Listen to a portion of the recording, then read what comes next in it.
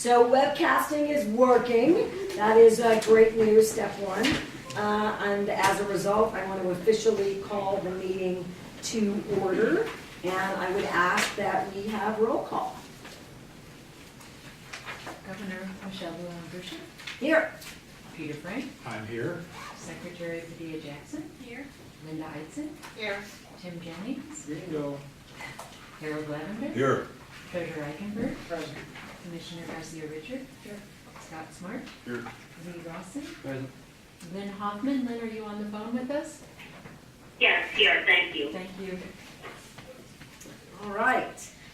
We have a quorum, and thank everyone for participating in the meeting. Let's go to introductions, so folks who are viewing can be reacquainted with folks who are here at every meeting, and folks who are new based on the agenda get introduced. So I'm going to start, let's start with Senator Tim Jennings. Come around the table this way and then go around the wall.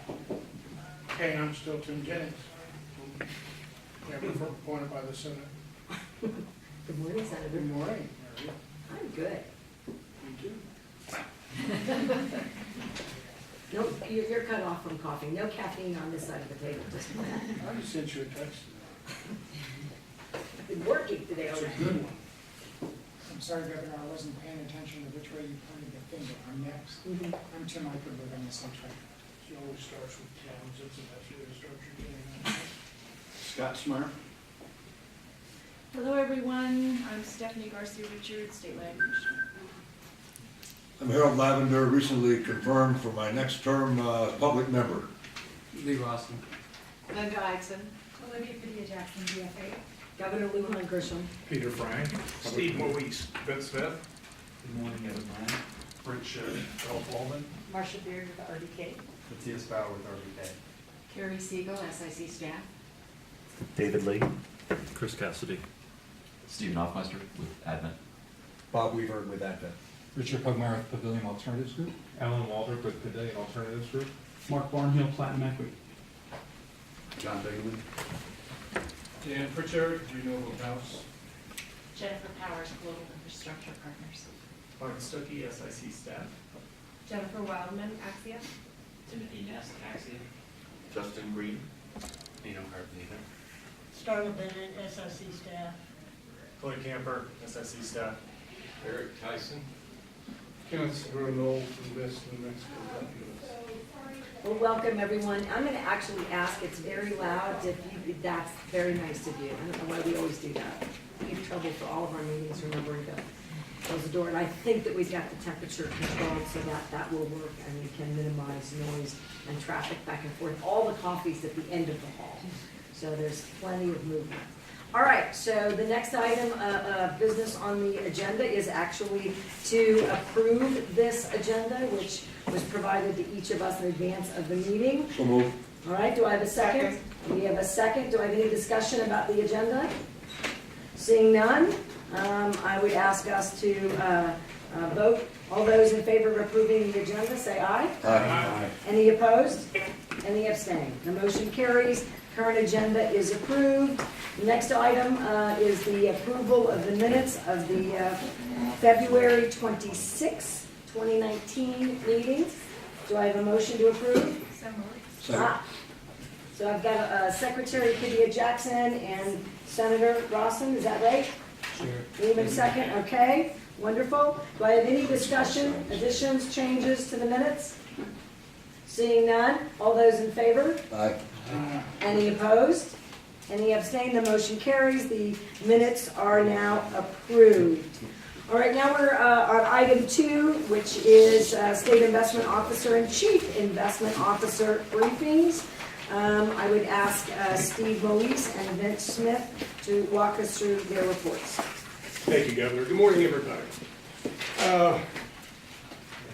Total distributions to the state in the past 12 months have totaled $951 million. The price of oil yesterday, West Texas Intermediate, $59.08. And our value of assets as of this morning, net asset value of $24,400,000,000. $449 million. If you would please take a look at the SIO report page in your materials, page 15. I'll talk in just a moment about the tax stabilization reserve bill that passed the legislature and is sitting on the governor's desk. I'd like you to look, if you would, at the dashboard, which is page 16, and just specifically at the two boxes in the lower left-hand corner. The price of oil as well as production, as requested by the land commissioner. The commissioner asked us to show the orange line on each of those bar charts, which explains the relationship between oil and gas pricing and production. I think that was a good addition. It's a little bit hard to read because it's so small, and if any of you would like a larger version of it, we'll be happy to get that to you. In the upper left-hand corner, I just would direct your attention to the bottom comment. In fiscal year 18, approximately 14.3% of the general fund budget came from the permanent funds, and that number obviously will change. And then over in the top right-hand corner, the blue box showing contributions and distributions from the land grant and severance tax funds. Just focus, if you will, on the bottom line, the total lines of contributions and distributions, and I think that tells a story that all of you are well aware of. Moving on, legislation. Charlie is going to comment on several of the bills in just a moment. Yes? Just back, I'm sorry to interrupt. Sure. When you were talking about the fiscal year 18 appropriation being 14.3%, you said, and that will change. I'm trying to understand, I can understand it might change for fiscal year 19. Correct. Okay. It will change for FY19. Okay, I just wanted to make sure that was, That we weren't changing it right now, but there was something. that well, we- 18 should be closed and done. Correct. Okay. There's nothing that will change for 18. That was like- Thank you, Senator. I'm sorry I didn't see you. Go Thank you. ahead. Proceed. You bet. We'll give you details on bills other than tax stabilization return in just a few minutes. Representative Tomas Salazar carried this bill, which was endorsed by the council, House Bill 393. We're told by LFC that we should expect an initial balance of approximately $650 million in the tax stabilization reserve as of July 1. It could be more. It's a great year to begin investing in this fund. And New Mexico can now say we have a rainy day fund. We couldn't say that before, but now we can. We will invest these funds as you, the council, and as the treasurer recommend to us. Staff will make a recommendation to you, and Vince will be commenting on that in just a few minutes. There will not be a vote taken today.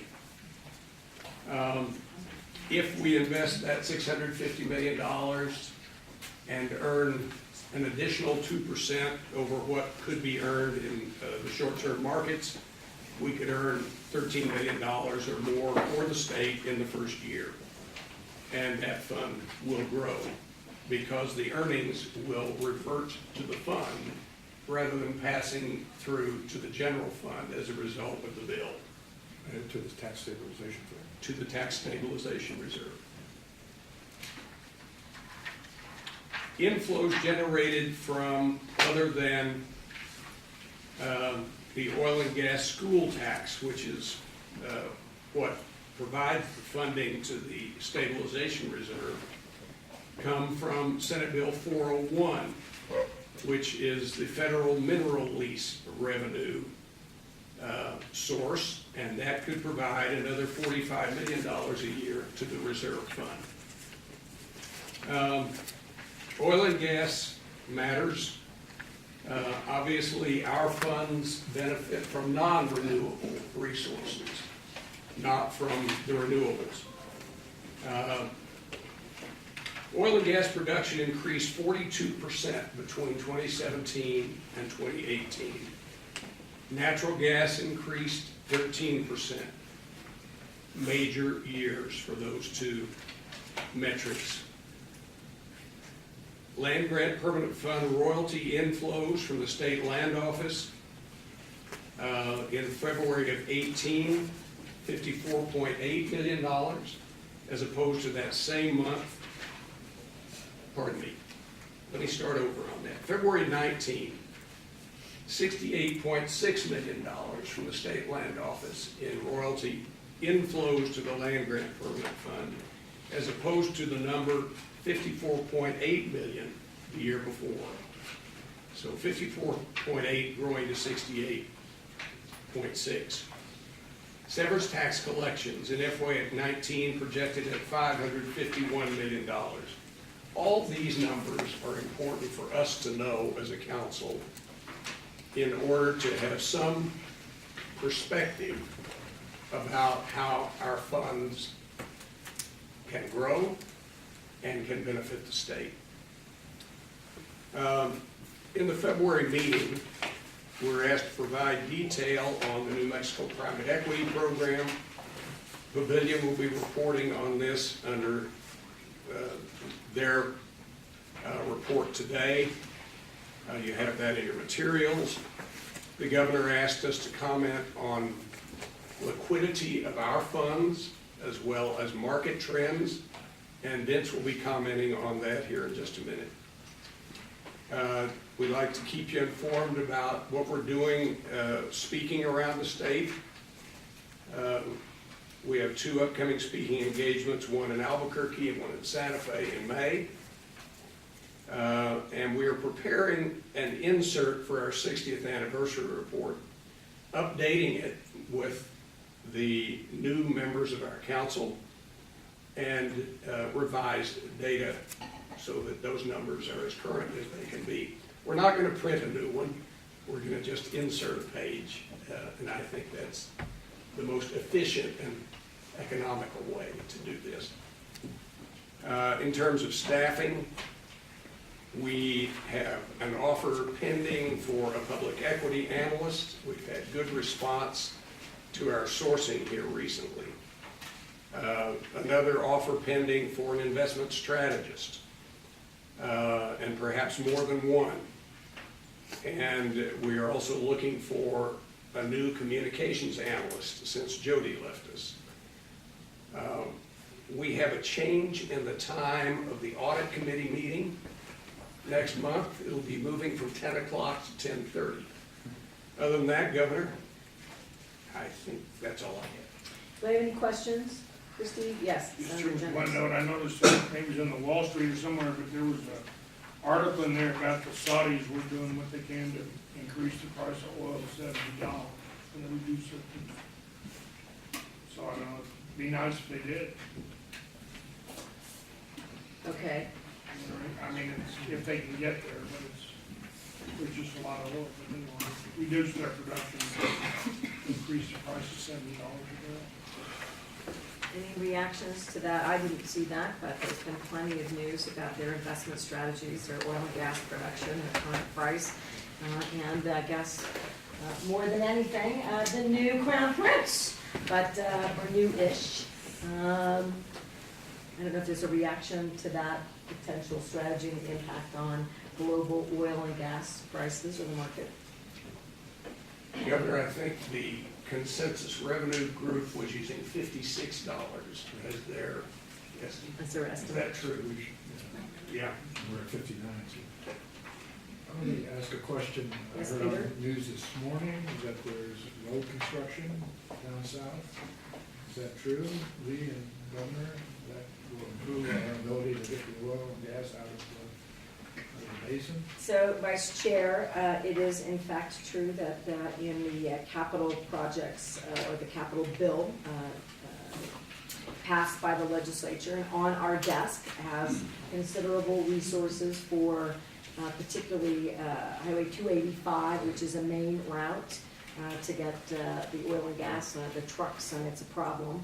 And we were also hoping that there's going to be local investments that I think it might be a little, not quite a match, but not a requirement of that appropriation. It's not contingent upon that, but rather it looks to me like we're building a relationship or a set of relationships so that we can finish whole phases.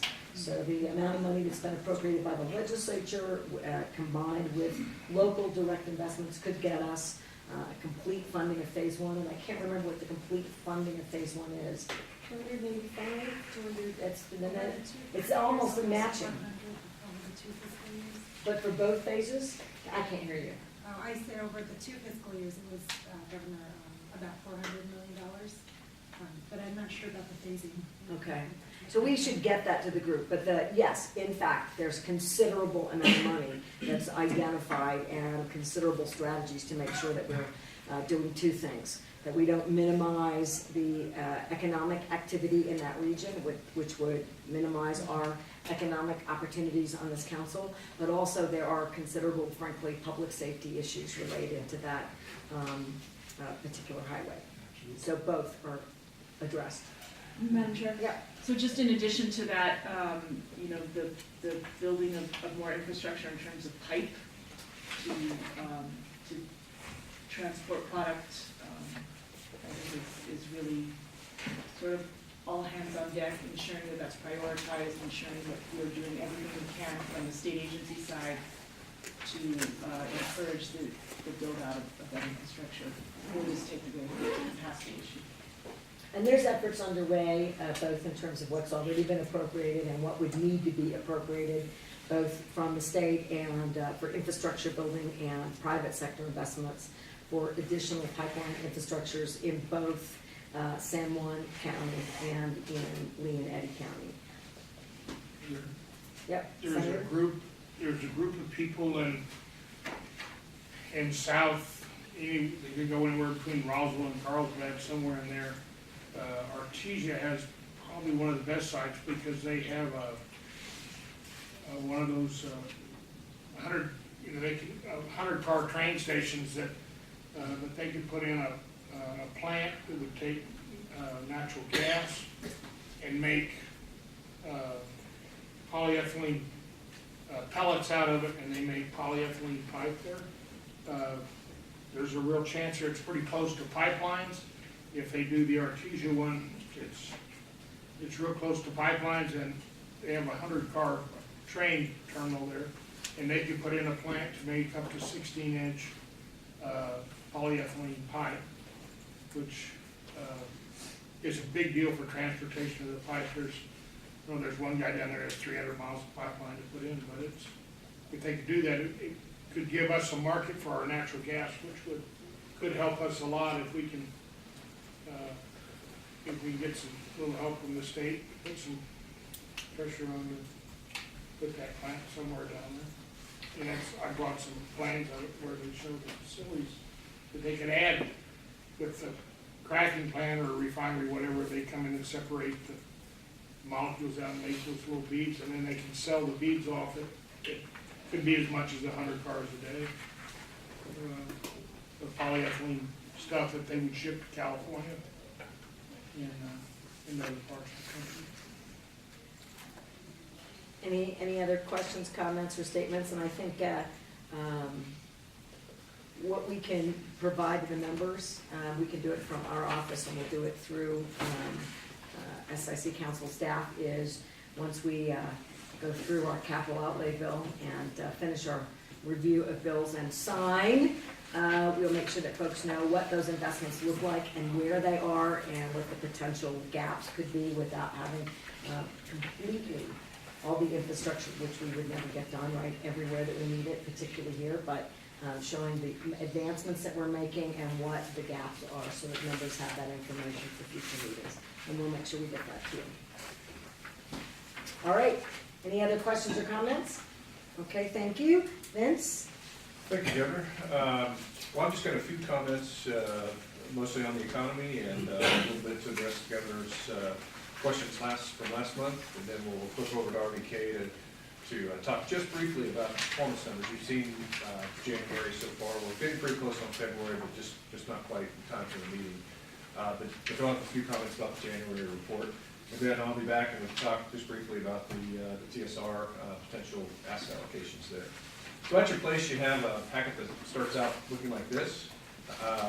It's the most up-to-date information you can get, except for this front page. It's just a little bit out of date, but that's okay because it makes it tough to make the point. On these two charts here, just focus on the top chart and focus on that orange line. That orange line is the yield on the 10-year treasury minus the yield on the 3-month treasury bill. Now, normally, long-term rates are substantially higher than short-term rates. Today, by this chart, they're just about zero. Today, they're actually negative. So the yield on the 10-year treasury is lower than the yield on the 3-year treasury bill. Now, that's been all over the news, so everyone knows that. What I want to talk a little bit about is the implications. So the first implication is, if you look at either of these charts, every time that orange line dips below zero, in other words, every time the yield on the 10-year is above the yield on the 3-month bill, we go into recession. You get one of those vertical gray bars that indicates recession. Not every time, but most of the time since the 1950s, when that inversion happens, the inverted yield curve happens, we're pretty close to going into a recession. So that's sort of the situation that exists now. If you flip the page, let's look a little bit deeper because this is more important than just simply the ratio going below zero. There's three ways that number can go below zero. You can have stable 10-year rates and have 3-month rates rise and exceed those rates. That's probably the best way, if there is the best way to get to an inverted curve. That's generally indicative that the economy is fairly strong. So 10-year rates stable, 3-month rates are coming up and exceed it. That's happened a couple of times in the past on those dips that you saw on the first page. That's probably the best way to get there. The other end, the other way is, the second way is the opposite, where 3-year rates are stable and a 10-year falls. That's probably the worst way to get there. That's indicative of a slowing or a weak economy. And we'll look at that here in a minute. Of course, the third way is both of them happening at the same time. 10-year being stable but coming down a little bit, and the 3-month coming up. The reason this is the toughest way to get to an inverted yield curve is simply because when the economy gets a little bit weaker, shorter-term investors rush toward treasuries and push down the yield on treasuries, and that's what's happened here. So if you look back in November, toward the end of October, early November there, 10-year rates were, this is the bottom chart, were about as high as they got, about 325 or so. That first big decline is, oh my gosh, the stock market's falling apart. So that's what was happening then. So stocks fell about 20% from their peak in September down to their low on Christmas Eve Day, sort of bottom. The stock market's recovered, however, but interest rates didn't. So you can see interest rates going sideways there in January, February, into early March. This last down leg is, oh my gosh, the economy's falling apart. Now, it's not a bad observation. If you flip the page 2 over, not the next one, but the last one. This is a colorful chart, sort of a heat map of global economic momentum. So you can see we weakened up a little bit there in 2015, 2016. We talked about that several times in this room. Yeah, then comes 2017, we start strengthening up on the back of the tax cuts. But those have started to wane in 2018, and here we are early 2019. If you look at that last column, it's all red, except for Peru, which is a really tiny economy, and it's not all that helpful that Peru is growing. It's helpful for them, but in terms of global economy, it doesn't mean a whole lot. The big economies, though, you can see are at the top, the G10, US, Euro area, Germany, UK, all of those are really losing economic momentum right now. The indicators are really starting to roll over. We'll likely print a positive number for this quarter for annualized GDP, but it'll be 0 point something likely for annualized GDP for the first quarter. So we're narrowly going to stay out of recession here in the first quarter, at least the first quarter out of a 2-quarter recession. But only by the skin of our teeth, I think, will stay above 0. So really starting to lose economic momentum. That's what's causing, I think, the downdraft that we've seen in the 10-year treasury here lately. That's what's causing the inversion of the yield curve, is fears about global growth. Southern Europe's in recession, and very close to recession. All of Europe will narrowly escape recession this year, it looks like. We're very close in the first quarter here. We'll bounce back in the second quarter. GDP will is our expectation, but the first quarter is looking pretty close. Even here in the U.S., where the economics are not the strongest in the world. That middle page that's in there, if you take a look at it, this is probably the issue I'm a little bit concerned about. Part of the reason the economy is slowing is because the Fed raised interest rates, and that top chart is the graph of what the Fed's done. So Jim Gillen pops them up there in 2015, and then that's about all we can do. And then we go off to the raise this year, starting right about the beginning of 2017, and get rates up about 2.5. Now the thing about Fed fund rate increases or decreases, but the thing about Fed fund increases is they don't really start impacting the economy until about 9 months after it happens. So if the Fed raised rates tomorrow, that rate increase really wouldn't feed into the economy for another 9, maybe even up to 18 months. So the two vertical bars that you see, I just drew in with a pen, is that time frame, that 9 to 18 month time frame. And if you average the rates during that time frame, it's 1.875. We're at 250. So there's another 67.5 basis points of Fed increase yet to hit the economy. And you've already seen the economic momentum slowing. So Janet Yellen, the former Fed chair, who, for whatever reason, I found myself agreeing with her more often than I did with Bernanke and Greenspan before him, but she's calling for rate cuts. And it's probably not that bad of an idea. We're at 250. The average 9 to 18 months ago was 1.875. At least heading in that direction would take some of the rate cut that's not quite in the economy yet back out. So we'll see what the Fed does on that. The bottom chart is sort of the stock market. You can see we've been going sideways since we peaked in 2017 there. A lot of that's been due to the Fed increasing interest rates and tightening monetary conditions. The stock market really should not be this dependent upon interest rates. So we're keeping our eye on it. Things are really starting to slow. We still have more monetary tightening coming into the system via the previous Fed funds interest rate increases, plus the balance sheet. Jay Powell is still selling securities, or at least not reinvesting the proceeds of things that come due. He says that's going to stop in October. We'll see when October gets here. But we're a little bit. It's a little bit dicey right now in terms of where the economy's going to go. Our main forecast is still the mid-2020 is the most probable time of the recession, but that could be coming forward if something doesn't happen on the monetary front. The stock market, of course, as we've talked about in the past, will sniff that out 6 months early and start rolling over. All right, we got a question, Peter? I didn't quite follow your comment, but the stock market should not be that dependent on interest rates. So Peter, we had this 20% fall off here, as you can see on that middle page from September down to Christmas Eve there. That was really in response to the Fed raising interest rates. The market really is feeding on low interest rates right now and easy monetary policy, and as soon as we started tightening, it threw a 20% fit. So we'll see if we can get monetary policy at least a little bit easier. As we talked about last time, it takes about 500 basis points in cuts when you get into a recession to have a stimulative effect. We've got half of that. And the stock market's not accepting even that. Well, the governor did ask about liquidity last time. We've been selling into this. We've got $250 million for April 1st, and I think we had an additional $250 on March 1st. So we've been rebalancing back as the stock market has come back here. So that's created a good bit of liquidity for us. We're also holding a little bit more than 1% on each land and Severance's balance sheets. And all of the private pools, the 4 private pools that we have, Peter got them loaded up with cash. So in the short run, we've got plenty of liquidity in the short run to make sure we make the distribution. We've got, of course, the 10% sitting in the core bonds portfolio in case the market really starts falling apart and we need to rebalance. Those securities can be easily sold, likely at a profit, to put that in the stock market if you really get another big downdraft.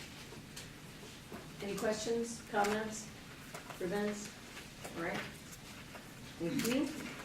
So over to RDK for some performance. And this will be very brief, it's a January flash, and I believe if you go to page 19 of the book, then it always shows you at the top right-hand side, looking at the target allocations and where you stand, and really no different here, your underweight, your non-core fixed income, and Bart is working to build that up. So working on getting you closer to that, to the target. If you look at the bottom of the page, you can see performance for January. Your return for the month of January was 3.92. You can see some slight underperformance against the Collins index. If you turn to page, let's just go to page 21, and you can see the performance for each of the composites. Again, the land grant was at 3.89, slightly trailing the policy index. And if you look down at the composites, you can see some slight underperformance for U.S. equity. But the biggest contributor to underperformance for the month was in the fixed income and non-core fixed income in particular. This is a benchmarking issue that some of the holdings in the non-core are lagged a month, and the benchmarks weren't, so we're working with staff to true up and how to report this. Over the long run, it evens out, but you can have these dramatic periods as you had in January where you're going to be away from your benchmark. So that's something we're working on. So that's where most of the underperformance you can see came from. It's non-core fixed income. And February performance isn't in, but we're showing, what we're seeing is preliminary numbers are looking better than some of your peers that we've been able to calculate performance. So positive performance in February, obviously. Okay. Any questions or comments? Yes, Mr. Treasurer? Marcia, I know you told me this once before, but why do we keep doing that TAA stuff? Because it just seems to be a drag on every one of the charts that you've got in here. Why are we doing that? On page 23. Well, it's 23, 24, Okay. each one of them just seems to have a kind of drag to it. Yeah, the TAA, which really here is tactical asset allocation, it's a bit of a misnomer here, because really what it means is deviations from your targeted policy benchmark. A lot of that is really frictional, not intentional, but a byproduct of just managing the portfolio. Obviously, transitioning assets isn't immediate and it's not costless, so there are going to be deviations from the benchmark. And yeah, sometimes they work against you, other times they work for you, but they're really not intentional in this way, the way that the name might imply through tactical. So again, I think it's more a byproduct of just managing the portfolio, and that being a process that takes time. And Mr. Treasurer, you'll notice that it gets a little bit larger when the stock market's really rising quickly, and that's us moving money from stocks to our private investments to meet those targets. So we don't actively manage. We do actively manage the allocation relative to the benchmark through the policy guidance, but we don't take active bets. We don't say we want to be 200 basis points overweight stocks in a period. Any other questions or comments? All right, thank you very much, Marcia. Anything else? Back to you, Vince or Steve. Okay, thanks, Governor. If you flip to page 41, there's just a brief memo in there from me. We wanted to show you some of the early work that RDK and I've done on potential asset allocations for the tax stabilization reserve. You'll see 3 allocations there. The first one just has the first 3 asset classes in it, no real estate. Early on in some of the discussions, there was some concern that the real estate might not have enough liquidity for this fund. I think we assuaged those fears, but we did want to show a mix without real estate, since that was an early concern. We didn't hear anything about it in later committee meetings. I think we've taken care of that. The other two are just, sort of a middle mix, and then or mix that has a little bit higher expected rate of return, a little bit higher risk. There is a number I left off of there, I've been meaning to put on, I haven't, but I should. And that number is 13%, and 13% is roughly the expected volatility of the permanent funds.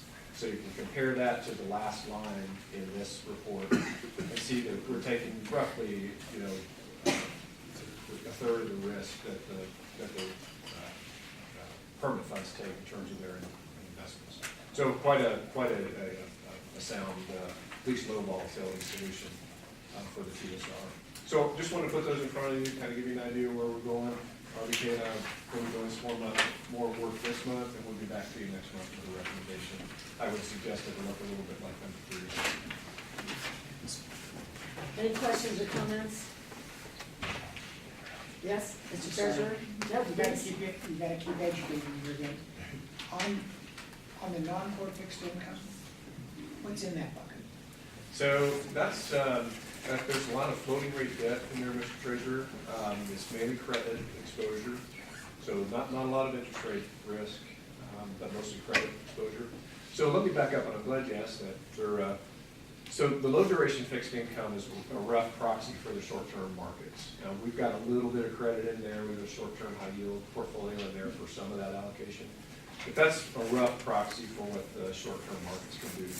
The core fixed income just adds some interest rate risk, some term risk in there to try to pick up a little yield. So we can move out the yield curve in normal times and pick up more yield. We can't these days, but so that's just a little bit of interest rate risk to pick up some return. The non-core fixed income primarily takes some credit risk to pick up some premium for that. And then the real estate just picks up some general economic risk and non-corporate risk. So it's a little bit of a diversifier, but allows us a premium there over the short-term markets. So those three things are primarily, we're attacking it kind of from 3 angles in terms of investment taking or investment risk taking to pick up the premium that we think we have over the short-term markets, which as Steve said is about 2 percentage points. Yes, Scott? Okay, he's deferred to Stephanie. Commissioner? So, you mentioned, Vince, the comparative risk from the permanent funds. What's the comparative on these others, the expected returns? We're expecting around 7%. To lower risk for the and land lower grant. return both for the. Right. So as you go out the risk curve, it's fairly flat right now. So you have to take a lot of extra risk to get a little extra return. So we can only pick up, about 2.5 percentage points over that with the permanent funds for, 3 times the risk, 3 times the volatility. That's just the way it is in today's markets. Scott? I was surprised. I've often thought real estate in relation to fixed income was almost always more risky. But that center column, when you introduce real estate, that allocation number 2 carries slightly less risk than the first one that has no real estate. What's causing that? The diversification effect. It's the fact that real estate just does not, it's not highly correlated with corporate risk. So that's the main reason for having that in there, is we can pick up some yield premium on something besides corporate risk. There's a little bit of interest rate risk in the real estate portfolio, but not near what there is in the core fixed income. But is that going to be sort of a selective group of real estate that's much less risky than, say, an apartment complex in Timbuktu or something like that? It's units of the real estate pool, which presents about 55% core and 45% non-core real estate. So it's units of that pool. In that type of real estate, you can sell it on a 24 hours notice? No, the liquidity comes from 2 places. First, it's all funds, which are diversified across property type. So the first line of liquidity there is just simply the cash flow that comes off of those investments every month. And the size of the investment that we'll have there is pretty small. It's 20% of $600 million right now. So relative to the total size of the real estate portfolio we have, the cash flow that comes out of those funds on a monthly basis will cover it. If we got in a tough spot where risk assets are selling off and other investors in those funds are sort of lining up for the exits, that's the time that the land grant and severance tax will be looking for risk assets like that. and will likely need to buy the units that the tax stabilization reserve would have for sale. What would happen if we had to theoretically take this tax stabilization reserve and you had to drain it down to zero? And you had that 17% real estate, is there a risk that if we had to liquidate that we would suffer a loss? We Under don't. a certain set of circumstances, or is there a way to avoid that? We could see price loss. That's the volatility works up and down. So we could see price loss. If we were down in a real bad risk market, we could see some price loss, but we get the money out. Okay. Because when the state was dealing with the Great Recession, or whatever the heck it was called back in 2008, 2009, and we started scraping dollars from every corner, I think we ended up having to come up with about $1 billion in cash to keep things moving at the state level. So if we ever hit that again, I would hate to see us in a position where we were forced to make a large drawdown like that and had an asset that we had to liquidate that we lost X percent on. But there was, we'll include it in when we do the write-up for next month, but RBK produced a chart that showed what happens to the fund if you just get the roughly the rate of return on cash markets, and if you get this extra 2%. And after a 10-year period, even if we had a 3 standard deviation, more than 3 standard deviation drawdown, well, about 3 standard deviation drawdown, you still have more money at the end of the day. So while you might lose some off of your present NAV, it doesn't take very long before you outrun the cash markets far enough. Okay, thank you for that. Any other questions or comments? All right, seeing none, back to you unless that's the end of your briefing. That's it, Madam Okay, thank you very much. All right, we are now on item number 3. These are investment matters that require a vote. A is the first before the vote's an investment committee report, so we're going to go to Linda. Okay, I'm going to make this just a little bit longer than usual because many of you are new and don't know what the investment committee does. So I'm going to give you an overview about how we look at these investments when they're presented to us. The committee looks at these investments and then votes on whether we wish to recommend them for voting at the SIC. These are the types of things that we're looking at so that you know how well we have looked at these before they even come to you. And of course, this is after the incredible job done by our consultants and our state investment office staff on analyzing, sourcing, due diligence, then it comes to us. We look to see if the proposed investment meets the allocation target for the asset class. So in other words, real estate, real assets. Does this meet our asset allocation requirement? We're actually be under the amount that we are targeting in most of those classes because it's very hard in these private asset classes to suddenly go from 7% to 12%. It takes time, and we have to have a pacing schedule. So most of these are going to meet that requirement. Then we want to see if it meets the sub-asset class allocation.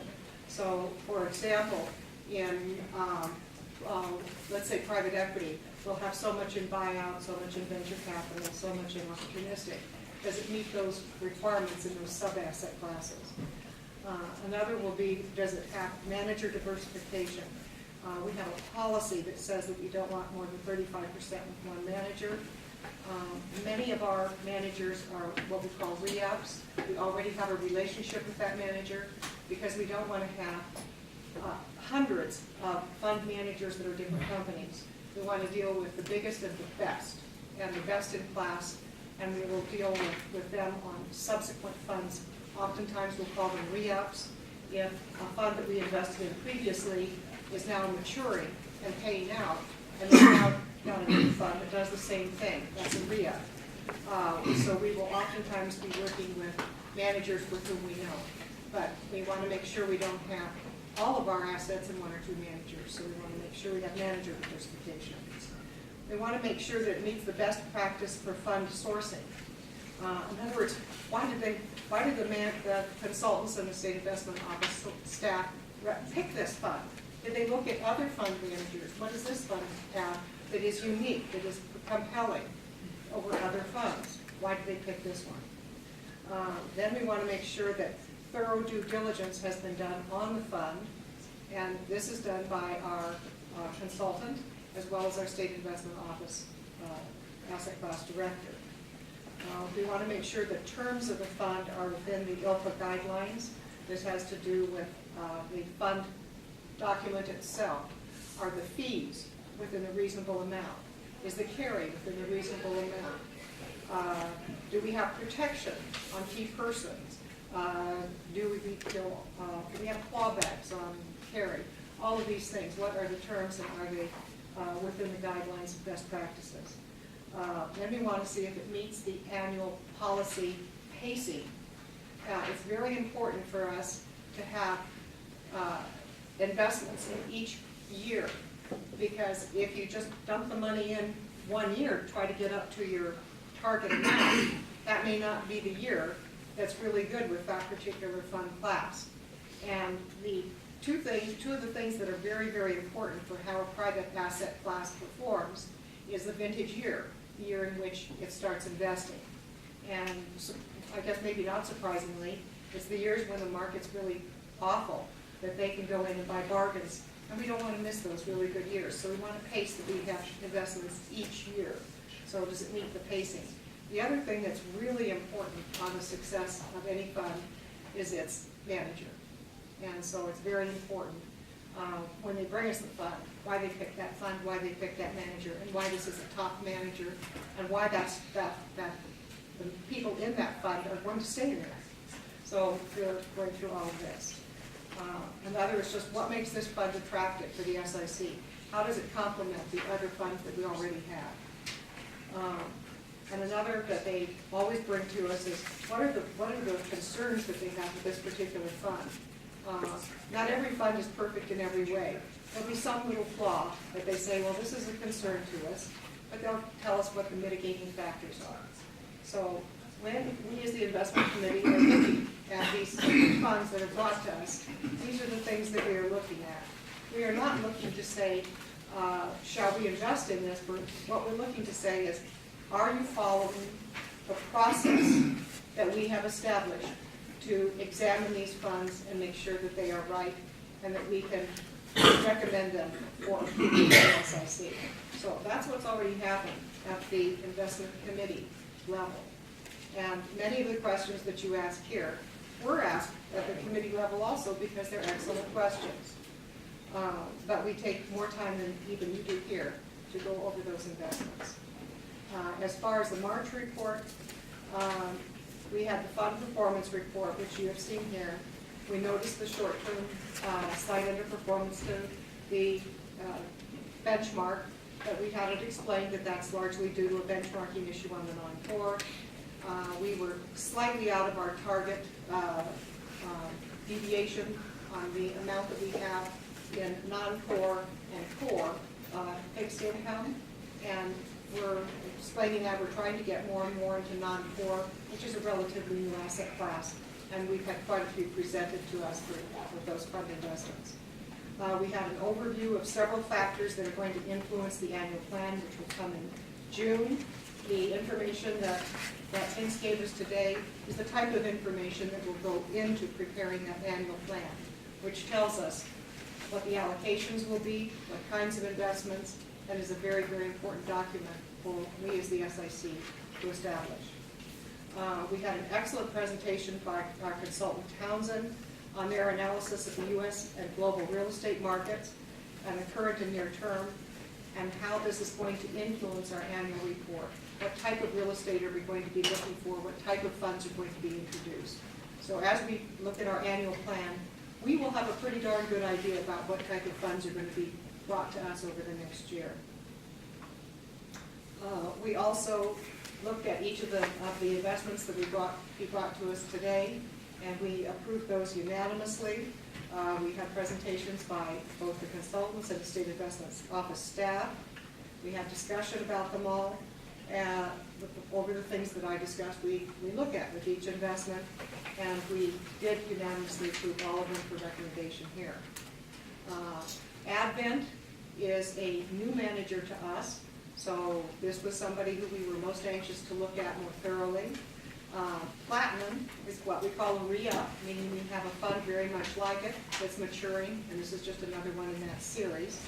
And the Global Infrastructure Partners Spectrum Fund, Global Infrastructure Partners, we have other funds with them, but we don't have any funds in this series. So we know the manager is just a new series to us. So when we look at these managers, that kind of gives you an idea about what goes on at an investment committee meeting. Thank you very much, Linda. Are there any questions or comments regarding Linda's presentation or about the investment committee? All right. Are you sure, Senator? It looks to me like you're thinking about one. You're good? All right. Thank you very much for your presentation. So then we will go to those items requiring a vote. So we are on the Advent International, and we've got our presenters making their way. Good morning, gentlemen. Good morning. Good morning.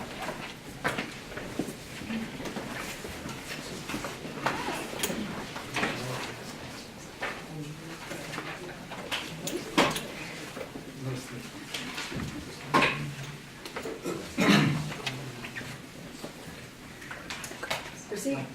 Good morning. David Liddy, Private Equity Director. We're here today to talk about Advent Global Private Equity Fund 9. Advent has a control-oriented global buyout strategy. We expect Fund 9 to have 30 to 35 investments, and check size will range from 100 million to over $1 billion. Advent concentrates on 5 core sectors: retail, consumer leisure, business and financial services, industrials, healthcare, and technology, media, and telecom. The Fund 9 will have a $16 billion target and a $20 billion hard cap. And for perspective, Fund 8 was $13 billion, and Fund 7 was $10 billion. Historically, 54% of these investments have been in Europe, 40% in North America, and 6% in Asia and Latin America. The general partner commitment here will be at least $500 million. Advent, the organization, was founded in 1984 by Peter Brook, who was also a founder of TA Associates, who we brought last month.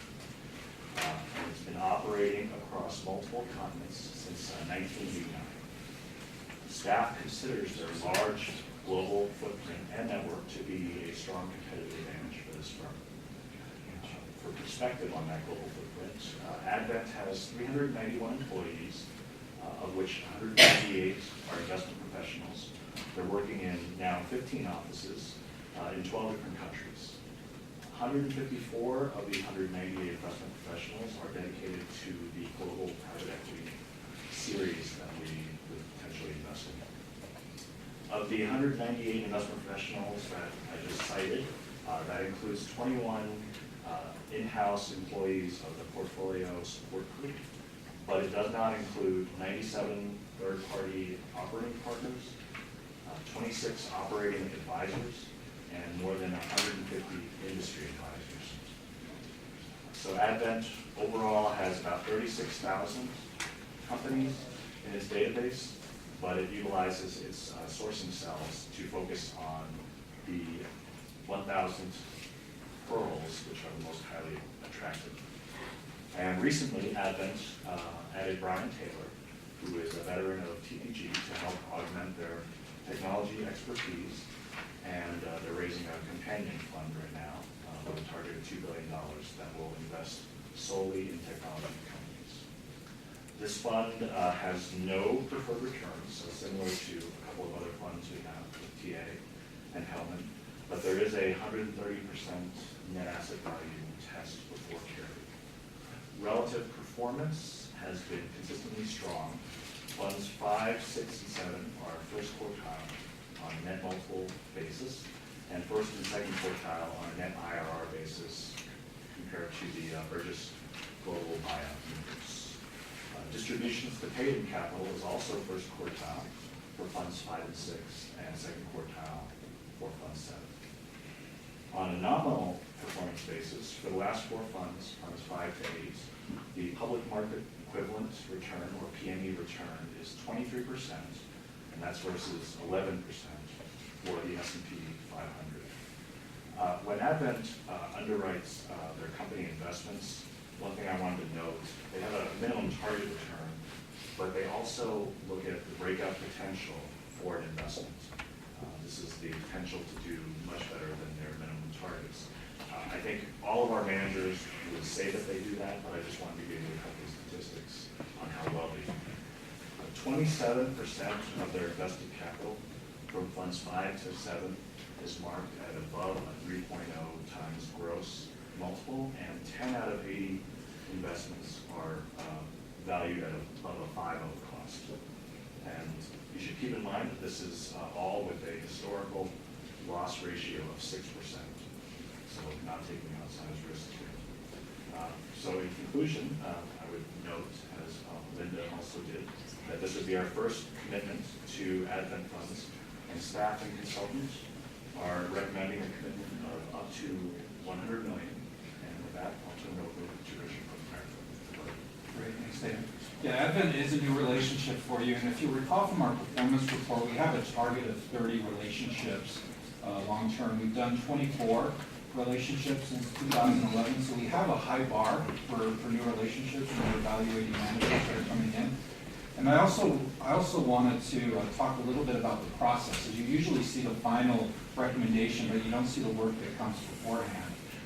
We have regular meetings where we talk through a forward calendar, which has a list of the re-up funds that are in your portfolio, and then also new opportunities. And we talked with Vince and David and Chris on a regular basis through these funds. And over a year ago, we started talking about Advent along with some other funds, had them meet these funds. Advent rose to the top. Advent's a group that is considered hard to access for new investors. We had a previous relationship with them, but David and Chris did an excellent job of really talking about the State Investment Council in the state of New Mexico and getting Advent excited to have you added as a limited partner. And we expect you're going to be one of the few new limited partners if approved to this fund. David did a great job talking about some of the merits. I'm just going to hit on some of the risks from our recommendation, and then turn the time over to Advent. So one of the things that we looked at was the larger fund size, and this is a common theme from strong performing groups where you do see the fund size increase over time. And the things we look for is how they performed in the past as they've grown the fund size. And Advent has been able to continue to perform strongly as their fund size has increased. They've also increased their team and their capacity to manage new investments as they've grown. And then we also took a look at how they did with large investments versus small investments. And in their 2008 and 2012 fund, the large investments actually outperformed the small investments, which gives us confidence that as they grow the fund and make larger investments that they're going to perform well. Similar to what we see with firms that have a long history, there is some transition right now as senior members of the team retire. But there has been a gradual transition, so it's not an abrupt change to the organization, which we like to see. And then David mentioned one of the things about the terms. The fund does not have a preferred return, which is common for what we see with some of the strong performing funds out there. With no preferred return, the risk is that the manager could potentially pay themselves carried interest sooner than they otherwise would if there was a preferred return. The nice thing about Advent's terms is they do have that NAV test. So if the fund is performing poorly and they have a realization, they're not going to pay themselves carried interest unless it's performing at a certain level. So that's a nice protection for investors in place of the preferred return. And so with that, I wanted to introduce Stephen Hoffmeister, who's a managing director in the Boston office. He's been with Advent since 2004. And Bob Weaver, who's a managing director and global co-head of LP Services, and he's been with Advent since 2015. And they're going to give a short presentation, and we're happy to answer any questions. Thank you very much. Good morning, gentlemen. Good morning. It's a privilege to be here. Thank you, Governor, and everyone in the room. You said an awful lot, and I'm going to do my very best to ad-lib and not repeat what you said, but I think maybe the most important thing is to let you know it really is our privilege to be here. Yes, we're in the very happy position of having more capital wanting to come into the fund than we're going to raise. But it's also, I think, incumbent on us to always introduce new investors to our funds, and we're delighted to do that with you should we be approved. We are raising $16 billion for the fund. One of the things and one of the tenets of our organization is that we have always, over the last 4 funds, increased our deal professional headcount at a rate greater than the amount of money we're raising. And the point there is we like to be able to turn over more stones, see more deals, say no more often, and then hopefully, if we're doing our job well, find those diamonds in the rough. So we don't view the business of private equity as being a scalable business, i.e. raising bigger funds with the same number of people and having fall more to the bottom line. What we'd like to try to do is think that we're seeing more opportunities and being increasingly selective, which in this marketplace today with high valuations is really, really important. Just a couple of comments on our partnership. Advent is an increasingly unusual organization in as much as we are owned by the 45 partners in the business. We don't have outside capital, we don't have a public stock, we haven't sold to a secondary firm, we aren't public, and we don't intend to do any of those things, and which makes it a nice place to work. We don't have a CEO. Of the 45 partners of the organization, we have 15 people that are managing partners, and that group collectively governs the organization and makes strategic decisions for the organization. And nothing important at Advent happens without a consensus agreement. And it's a very unusual place in that respect, and again, one that's quite rewarding. Just a comment on evolution and transition of senior people. These gentlemen said exactly correctly that every time we raise a new fund, we do have some people that move on, they retire. When the senior people at Advent leave, it's generally to go fishing or go teaching or whatever it is that kind of post-professional life holds for them. Is that what it is, fishing? Yeah. For me, it will be. Good to know. It's a few things, but it generally isn't going to a competitor. In fact, it never is going to a competitor. People tend to join Advent and stay at Advent for the life of their careers. Not without exception, but that's certainly the rule. So I will pause. Stephen Hoffmeister is one of our senior deal makers, and I thought it would make sense for Stephen to talk a little bit about our investment process, where we do it, and how we do it. Sure. So I appreciate that everybody on the council has read the slides, so I'm not going to go through any of them in particular, but I will try to bring to life a little bit of how we work. So at the core of what we do on your behalf, potentially, is to generate attractive absolute returns through sustainable business transformations. Well, what does that mean and how do we do it? It starts with finding the best opportunities with the most transformation potential, which we do proactively inside of specialist sector teams that David referenced. We then work with our management teams to execute on growth plans. We're a growth-minded investor. These are multi-year growth plans. When we get to the end of successful implementation of those plans, we typically sell our businesses or take them public. And there's a bit of discussion earlier about when the economy is good versus not good, and when it makes sense to sell. You would see, looking at our data, that we've been really disciplined about selling when our plans are completed and not being slow, not sort of trying to take that last dollar for our investors. We find it better, frankly, to be disciplined about selling when we get to the end of a plan that we've underwritten.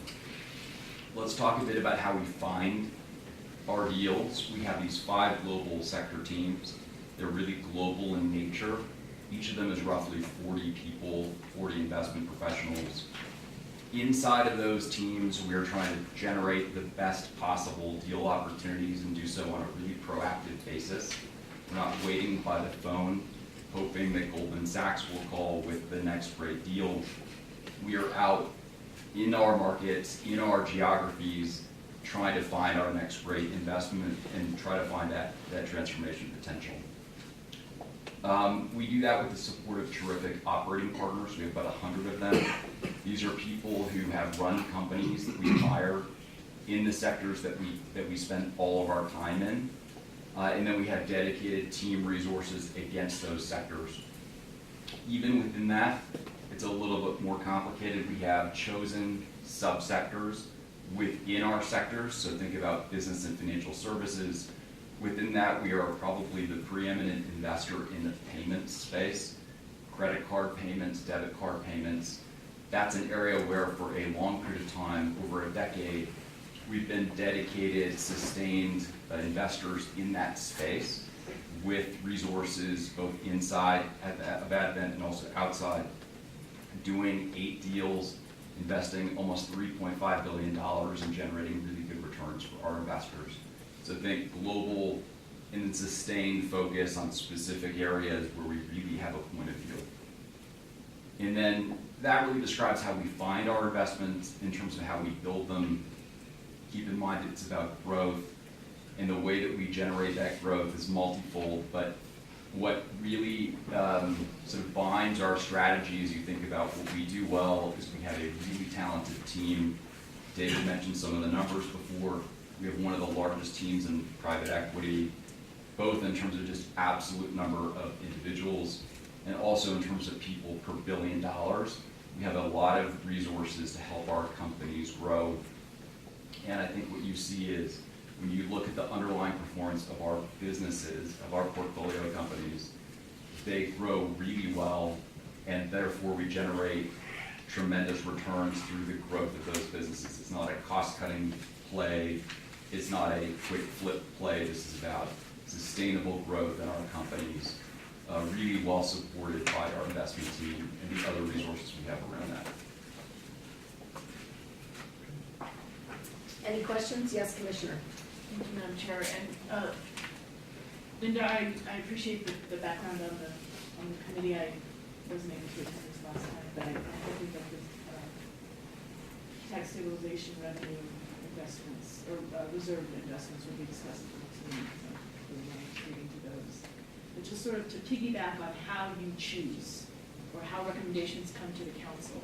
I'm wondering, David, if you could give me some context to why the $100 million amount is chosen. I don't know, like it probably has to do with asset allocation, but like if you could give me just more context for why that, how you choose the amount. Absolutely. So we are targeting a certain number of core managers.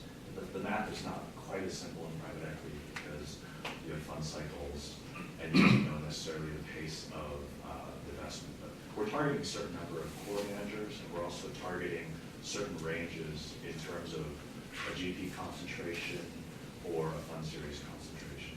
So it kind of flows off of that. Advent would be a new relationship, so we don't necessarily have to worry about the upper limit in terms of concentration. So then we're shooting for 100. It appears that we probably won't get 100, but we would like to ask for 100. In terms of other managers, when we have a previous relationship that we've done well with and we want to add that fund, we have to weigh that all the time. How much is in the ground, how much, the pace of things being sold, and also what we project will happen in the future. And we do that, Chris Cassidy and I do that with our consultants, and we try to find that happy range where we're not overly concentrated on just a few managers, but at the same time, we're not overly burdened by it. So it has more to do with manager diversification, manager sort of allotment than it does asset allotment. Like, do you get a certain amount for private? Yeah, you do, because Yes, you have a certain percentage of what we do for private. Sure, yes, in the asset allocation that the council approves, we have targets, 11 to 12% for private equity, and then we try to work within that range. We're a little bit low right now because we've had a high level of distribution. It's a good problem to have. Lots of managers selling companies and making money for us, so we can't put as much money into the ground. They're putting it, but they're also bringing it back. So we're still trying to get to that target, and that's where the pacing model that Pavilion provides for us helps us to measure the allotment that we want to put out. Anyone else? Yes, Senator. Sure, well, I think we should have fun. So I just, being that this is a Democrat-controlled state, being that Romney and Bain Capital were pretty well demonized in the past, I just wondered if Mr. Hoffmeister wanted to tell us if he thought that his experience at Bain was Was it asset or baggage? As you come on over there. It's a really good place to learn, actually. I'm happy you asked. It's a great training ground. Unfortunately, I didn't get to meet Governor Romney at all. He'd gone to the Salt Lake City for the Olympics, but. So it was a positive experience? It was, yeah. Good. Yeah. That's all I Excellent sense of humor. Yeah, yeah. Senator. You never know what you're gonna get here. No, that's fine. All right. Yes, Mr. Treasurer. On your fund term summary that you've got, you know, I'm going to old school, I like that percentage, not that 130% of NIV. So walk me through, is that realized, unrealized? Is it on a deal by deal? Is that incentivize more risk, deal by deal? And then, you mentioned already on the carried interest that prevents them from taking something early, but kind of walk me through it if you would, please. Sure.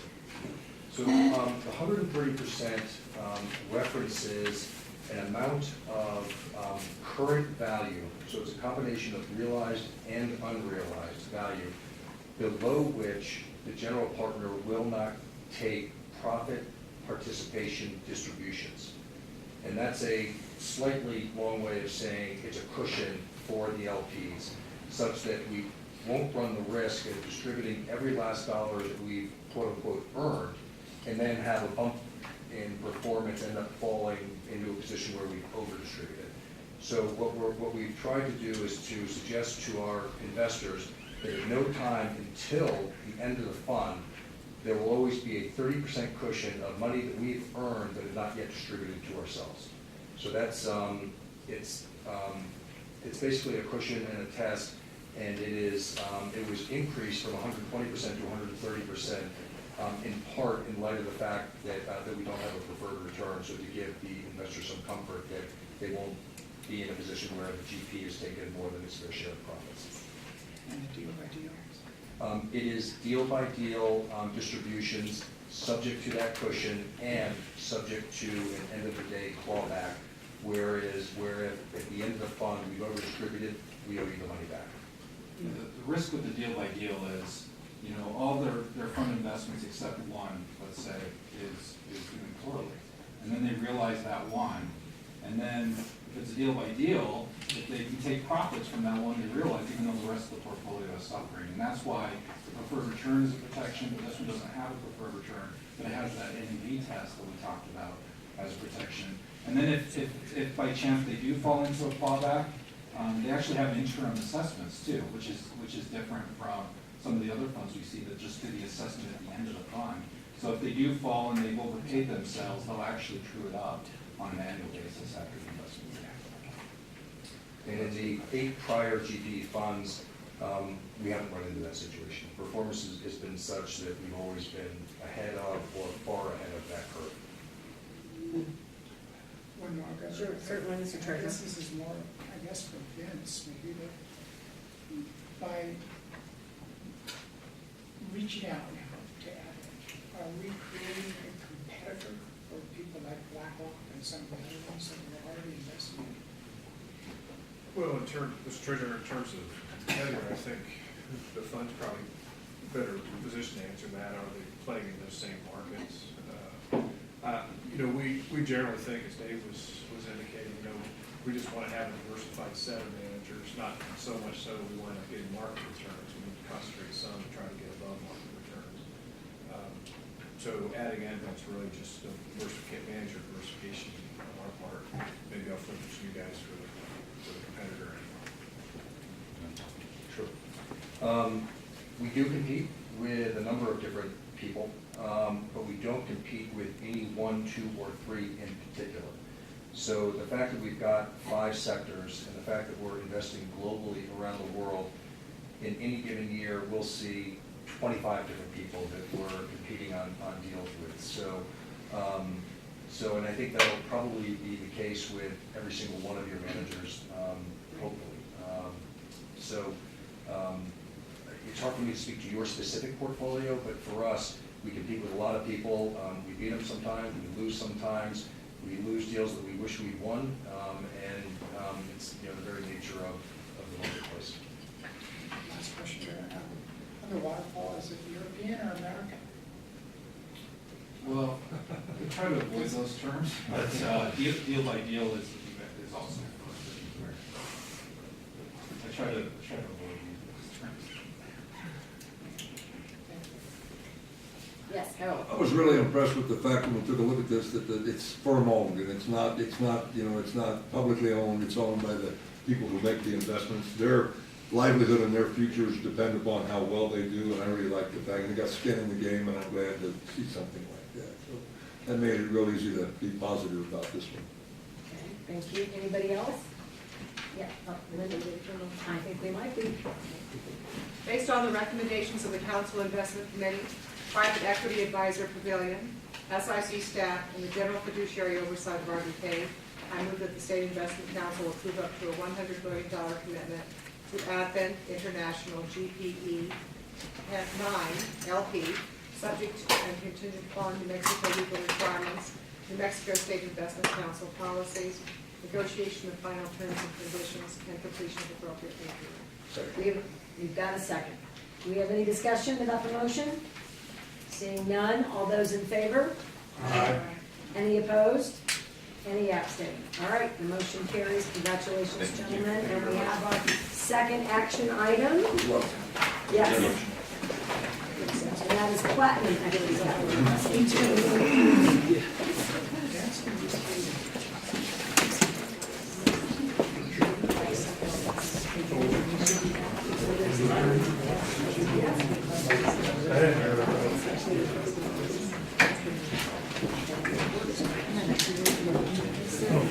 David, are you ready to go? Absolutely. All right. Platinum 5, we're going to talk about Platinum 5. Platinum 5, you're not going to hear the same story that you just heard. This is a very, very different venture. Platinum 5 is a global buyout and turnaround strategy. Platinum invests in undervalued, undermanaged, and underperforming businesses on an opportunistic basis. So a few of the tenets of Platinum, they're very value-oriented. So they're trying to buy at significant discounts to market multiples, and they're operationally focused. They have a dedicated team of over 50 experienced in-house specialists on the operations side. One of Platinum's main strategies, is to target strategic sellers. These are large companies with non-core or underperforming assets or divisions. Companies that they work with include Johnson & Johnson, Pitney Bowes, Staples, Caterpillar, Emerson Electric, Alcoa, Kodak, and Textron, and Jeep. So Platinum is also a large organization. It has 230 employees, including 140 investment professionals across 6 offices, 4 in the US, and then also London and Singapore. Platinum's strategy is actually sector agnostic, as opposed to the course sector strategy. They have a little heavier weighting in technology, media, manufacturing, packaging, and services, but they've also invested in transportation, logistics, materials, automotive, equipment rentals. They're looking at just about everything. Fund 5 would target $8 billion and would be a $10 billion hard cap. And for perspective, Fund 4 was $6.5 billion, and Fund 3 was $3 3/4. The investment check size, although average about $300 million, the historical range is pretty wide. Companies like AES, San Diego Union Tribune, and Clipper Wind Power, the check size has actually been less than $10 million, and they have put a little over $700 million into a company called Husky. Husky, did you say? Husky. We expect Platinum 5 to have 20 to 30 new platform investments. Geographically, Platinum's investments have been mainly in the US and Canada. That's 85% historically, with Europe being about 12% historically, and then a little bit of exposure to Asia. 4 to 5%, at least $400 million, will be the general partner commitment for Platinum. And in addition to that, they have an extensive co-investment program, which averages about 7% of each check size. So a lot of alignment on the part of the Platinum organization with its LPs. We should note that small cap investments, which are defined as less than $450 million in revenue and $45 million in EBITDA, will not be included in this fund because Platinum last year raised a standalone small cap fund. Relative performance is strong. Fund, as you can imagine, Fund 1 and Fund 3 are first quartile, and Fund 2 is close to the median. DPI, distributed capital paid in, is first quartile for Funds 1 and 3, and Fund 2 is second quartile. And we have 3 funds, and our 3 funds have experienced a 21% IRR and a 1.6 multiple so far. On a nominal basis, the public market equivalent return over 14.5 years, so 2004, is 26% versus 10% for the S&P 500. So staff and consultants are recommending a commitment of up to $75 million, and this would be our 4th commitment to Platinum.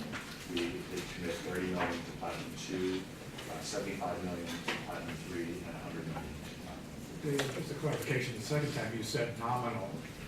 What do you mean by nominal when you refer to that? I'm using it in terms of actual number amounts versus relative performance, which is the quartile there. Yeah, okay, I wouldn't use it. And with that, I will turn it over to Alan. Great, thank you, good morning. And just a note on process to clarify, this is the 4th investment with Platinum you're considering, but on every fund we look at, we do the same level of diligence. So the same level of diligence was done on Advent, which is a new manager to you, as is done on Platinum, which is an existing manager. And because in our experience, people change, the environment changes, the fund size changes, sometimes strategy changes, so it's important to look at everything from scratch. You do have to spend less time getting to know what the manager does, and you can focus more time on other areas, but the same level of work is done. David did a good job of summarizing the merits, which while the strategy is different than Advent, a lot of the merits are the same when you look at it. Strong performance over a long period of time, deep and experienced team, those are all things that we like to see, and consistency across the professionals. A couple other notes I think that are interesting to see is that Platinum has been able to return capital very quickly. It's not that hard to put money out. It's much harder to get it back at a significant multiple to what you put in. And Platinum's been able to do that and do that on a timely basis, which is important, which is in part the reason that we're focused on a commitment of the size, because they have a habit of drawing the capital and then returning it quickly. And they've also had a consistent strategy across the firm for a long period of time that's not market dependent. So a lot of times with firms such as Platinum, you might see that the strategy is dependent on a broad market downturn or a recession or something like that. Because they're very opportunistic and they look across sectors, there's always enough things to do, even in up markets. And so that's something we're confident in. In terms of the risks that we identified, a lot of things similar to what Richard identified in Advent is when the fund size grows, you want to see capacity. You want to see what's changing. Are they fundamentally changing their strategy to match the fund size? Are they adding resources to the team? I think in Platinum's case, the thing that we've seen that's interesting is that their larger investments have done better. Because now they can play and buy things from the likes of GE and J&J and Caterpillar and others. They can buy these sizable divisions, carve-outs that have a lot of opportunity to expand and improve. They have had some turnover. But because of the depth of the team and the consistency of the senior members of the team, that was something we were able to get comfortable with. There is concentration of the economics amongst a smaller group of people, but that has been improving over time. So when you look back to where they were in Fund 2 and where they are going to be in Fund 5, a lot of that has changed over time. And I think the other thing to remember is that, if you're getting 5 points of carry in Fund 2, 5 points of carry in Fund 5 is significantly different given the fund size, so a lot more dollars in terms of absolute economics. And then there have been situations where there's potential conflicts of interest. what we like to see is, folks are always gonna run into situations that are complex and could potentially create conflict, but Platinum has done a good job of being very transparent in those situations and working with the LPs, keeping the advisory board informed and keeping the broader LP base informed. So with that, I'll turn it over to Mark Barnhill to make his presentation. Governor, Senators, and Council members, first of all, good morning. Thank you for having me here. And before I talk about Fund 5, thank you also for your partnership with us. We do not take lightly the commitments you guys have made before, we believe we've done a good job in managing those investments to date. We still have work to do to bring them all the way home, and look forward to talking about that as those funds continue to unfold. Let me spend just my brief time, and I don't want to take a lot of time, but putting a little bit of a face on our firm. As these guys just noted, we're a bit different from the Advent guys, and describe how we're different and why, and then kind of open to your questions to talk about. We are, I think, just an unusual animal in terms of private equity firms, largely because we didn't come from finance or private equity or investment backgrounds. We came from operating backgrounds. Everybody in this firm at the founding level, and I would say more than 90% of people in this firm today, didn't come from Wall Street. They came from operating companies where they work inside the business. And the very model developed as a consequence of that. So the things that were important to us as we started to look at prospective investments were much more focused on what was going on the factory floor, inside the business, what were the levers of control we could bring to bear operationally to improve that business, as opposed to more theoretical kind of financial engineering that if we buy at X and we sell at Y and we get a little bit of uplift in the lending market, we're all going to be rich. It just never worked for us. We've always been much more, I think, pragmatic in the context of what are we buying, what do we own, and how do we make that work. That led to a development of a strategy and a team that is fully integrated. We call it M&A&O, typical private equity firm. The Advent guys or whoever you're going to talk to, the M&A guys run the front end of the deal, they buy the company, and then they hand it off to somebody, in their case, their operating partners, consultants, to work to their model. That's, again, never worked for us. Our operators are built into the process. And at the first management presentation, working on the deal and working on identifying what's going on inside that business and what we can do to fix it, and then what we should pay for it, what we should, what the value of the business is. And it's really important also in our model that we pay for what we're buying today. We don't throw an extra turn or multiple in because we think we're going to be able to generate gains after we own it that exceed that. We want to buy what we're getting. We don't want to pay the seller for what we're going to turn it into. So M&A&O is kind of our differentiator, and it's different at all levels. We're also a bit different in that we have always had a principal investor's mindset. We started with our own money, just $200,000 of it actually, and started shepherding it into deals.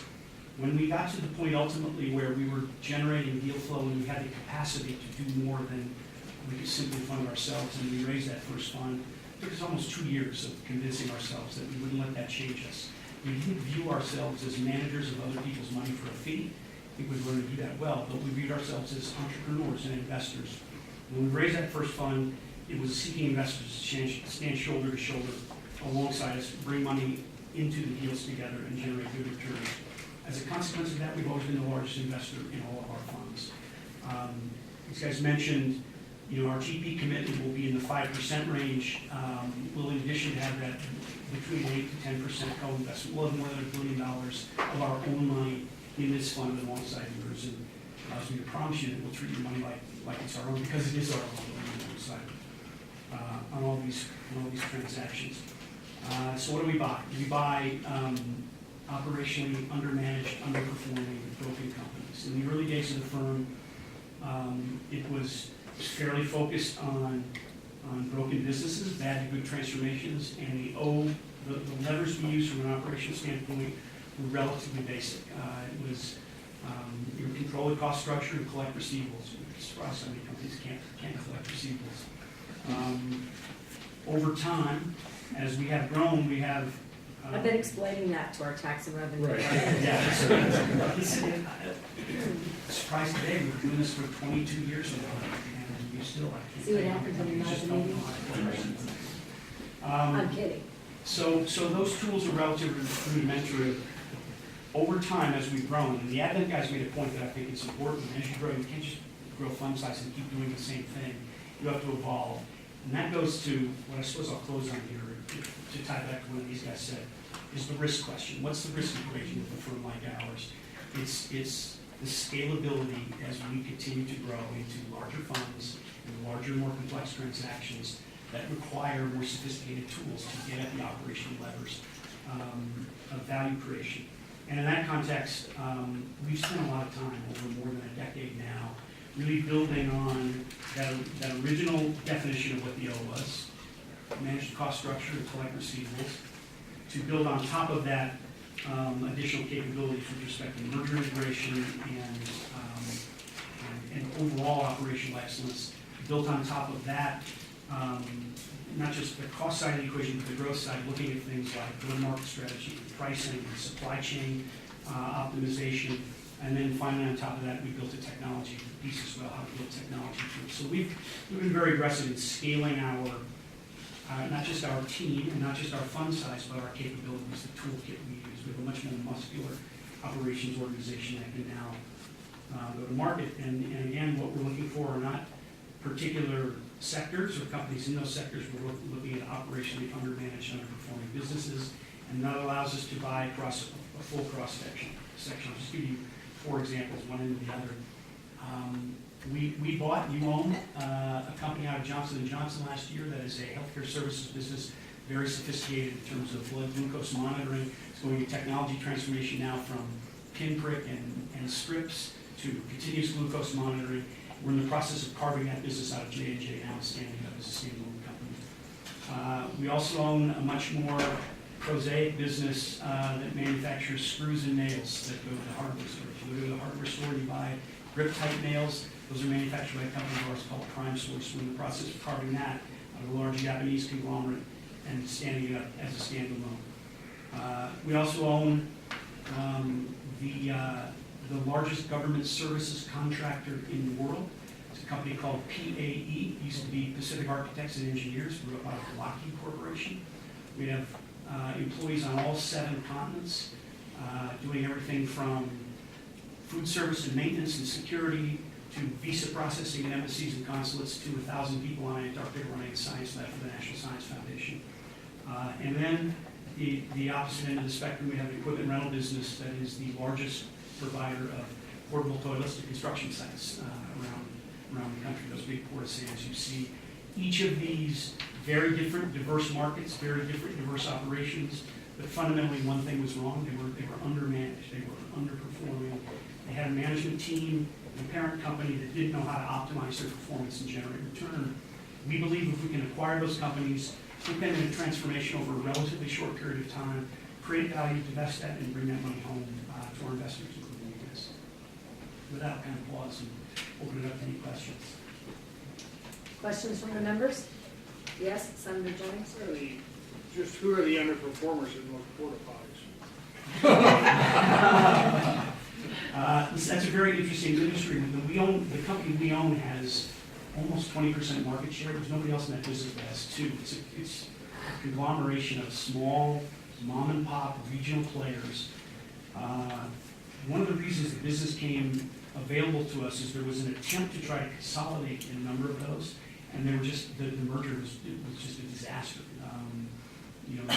The companies or the acquiring companies that started to roll these up, its inability to establish common billing and inventory management and all those kind of pieces, delivery systems, they just stumbled, they broke, and they sold in part for us to be able to come in there. So that the truth is, the underperformer is the big dog itself, this 20% market share business that just hasn't been able to digest those businesses well. It hasn't been able to manage that merger integration in the proper way. And it's one of the things we do well. We've been doing it a long time. We know a lot of M&A deals, a lot of LBO deals fail because the merger integration fails. You can't bring cultures together. You can't bring building systems or ERP systems or any of those things together in a timely way and business stalls as well. Anything else, Senator? Any other questions? I have a sidebar. Scott and Commissioner, do you have anything? We want to know if we can get Pistons tickets. Yeah, well, we did, you did for a while on the Detroit Pistons. We pledged to our investors when that business reached the end of its turnaround phase, it would, we would take the fund out of it, and we did that at a 2+X multiple. So you don't own the Pistons anymore. I can get you tickets, but it's And just they like, ask actually, it's you just said, like getting anything Mark, else. will you just suspend, Yeah. I only know how to do a congressional hearing, so Yeah, sure. the lingo is you suspend. Yeah. And while I'm happy that folks are more engaged as a group, I can't hear. So if you would help me out so that I can hear Mark's responses, and then if you've got a question or comment, I promise I will call on you. Thank you. Go ahead, Mark. So the answer is in the same way, you know, I have to get you screws out of the hardware store or anything else. I can get access, but you're gonna have to pay for it. That's the nature of running these businesses in an efficient way. Okay. Are there any other questions or comments? Yes, Mr. Treasurer? On the last risk and the last comments about the mitigation, can you give me, Alan, can you give me examples of other companies that do this? That's on your page 9. I'm sorry. So do the, Internal operational and the fee structure that they charge instead of using third-party. okay, so what's the specific question is on the monitoring fees? Yeah, so, and I'll let Mark build on this, but typically what we see is when the manager charges the portfolio companies for services, the fees that they collect from those portfolio companies get offset against the management fee. But the firms all have different models. Some firms don't have operating teams, but they're charging their portfolio companies. Other firms have very large operating teams. I think Platinum's is around 55, 60 people. So that costs a significant amount to run that team. So what Platinum has agreed is that when they collect from the portfolio companies for those services, because effectively without that they would have to go out and pay for those third-party services. Platinum provides that, they collect a fee, they collect, once they hit a threshold which is 25 million, which helps fund their team, anything above that then goes to the offset. So it puts them a little bit more on even footing to help pay for the services, because their management fees are a little bit below what we've typically seen in other funds. Yeah, Mr. Treasurer? But you've seen this in other sectors. Yeah, we've seen iterations of this. Whenever you're dealing with organizations that have sort of larger operating teams, we have current managers that also have larger operating teams. You'll see things like this.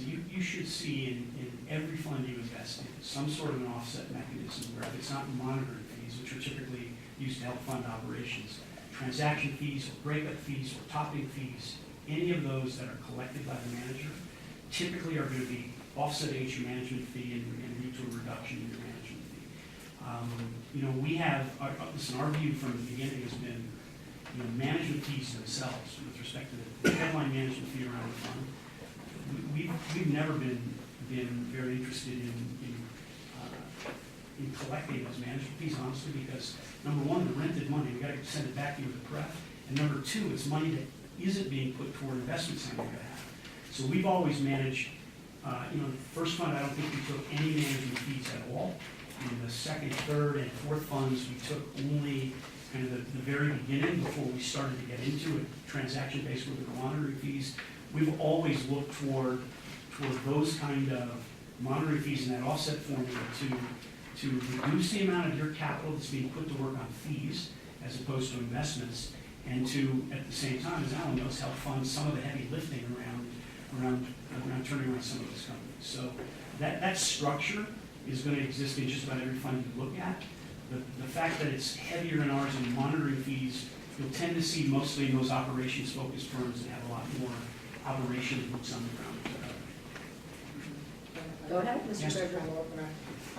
But in this particular one, you're charging us more fee than the highest fee I've seen at 1.65%.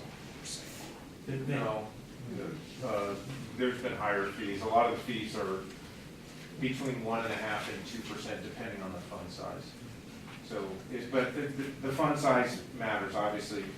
1.5% on 10 billion is more money than 2% on 500 million. So, but their fee is right in line, and probably the step down is a bit lower than what you've seen on some others. And I would also say that if you look back at the amount of fee that's actually collected, is substantially below that. It will be here as well. At 1.65 really sets a headline management fee that establishes a cap on those monitoring fees. If there's any excess over that, for example, if let's say $100 million is eligible fee, if you take $120 million in monitoring fees in any given year, the offset can't go down below zero, so you carry that over the next year, and the next year, and the next year after that. And you return that at the end to those investors that have elected to receive it. So that 1.65, from our perspective anyways, I know it's different from theirs and from yours, is really, it sets the annual cap above which there's a net fee excess that carries over years later on the collection of the fees. It's not a percentage that we will collect from you, and we will pull the data if these guys don't already have it, in terms of what we actually collected in management fee versus what the headline management fee was, substantially below that. It was 0 to 2 on fund one, was the spread. Thank you. Okay, anything else? All right, seeing no other questions or comments, I believe when we're ready for a motion. Based on the recommendations of the Council Investment Committee, Private Equity Advisor Pavilion, SIC staff, and the General Fiduciary Oversight Board pay, I move that the State Investment Council approve up to a $75 million commitment to Platinum Equity Capital Partners 5 LP, subject to and contingent upon New Mexico legal requirements, New Mexico State Investment Council policies, negotiation of final terms and conditions, and completion of appropriate paperwork. We have a second. Do we have any further discussion, questions, or comments? Seeing none, all those in favor, say aye. Aye. All those opposed? Anyone abstain? The motion carries. Thank you very much, gentlemen, for your presentation. Thank you all. All right. Thank you, Carrie. All right, we are on item 3D, and that's the non-core fixed income global infrastructure partners spectrum. Those folks come to the table.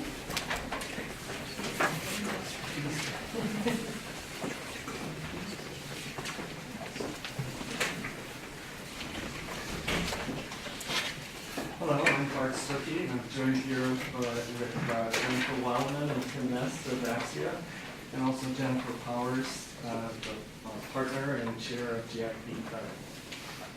Good morning. Today we're bringing forward the GIP Credit Spectrum Fund. They're investing in core infrastructure debt. Staff and consultants are proposing a commitment of up to $200 million to the fund. $100 million of this will be for the underlying fund, and up to $100 million for possible co-investments. Co-investments come with no fee, no carry, so it effectively cuts the fees in half. SIC, as Linda mentioned earlier, has experience with GIP. We're invested in the real return portfolio in GIP Fund 2. To date, we have a 21.4% net IRR on this fund. This fund fits into a lot of the themes that Vince was mentioning earlier about the current economic environment. We see this fund as fitting well into our non-core portfolio. A high proportion of our returns are going to be coming from income. Expected cash yields are 5 to 7%. For the Spectrum Fund, and infrastructure debt will help diversify our non-core fixed income portfolio, whose main risk right now is middle market corporate debt. And infrastructure companies their revenues tend to be less sensitive to the economic environment.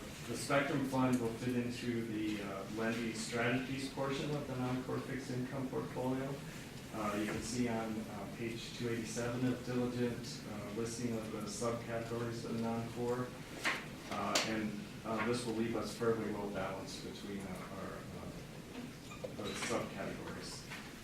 And now I'll pass it over to Jennifer and Timothy of Axia for more detailed review. Thank you, Bart. Thank you, Governor, members of the council.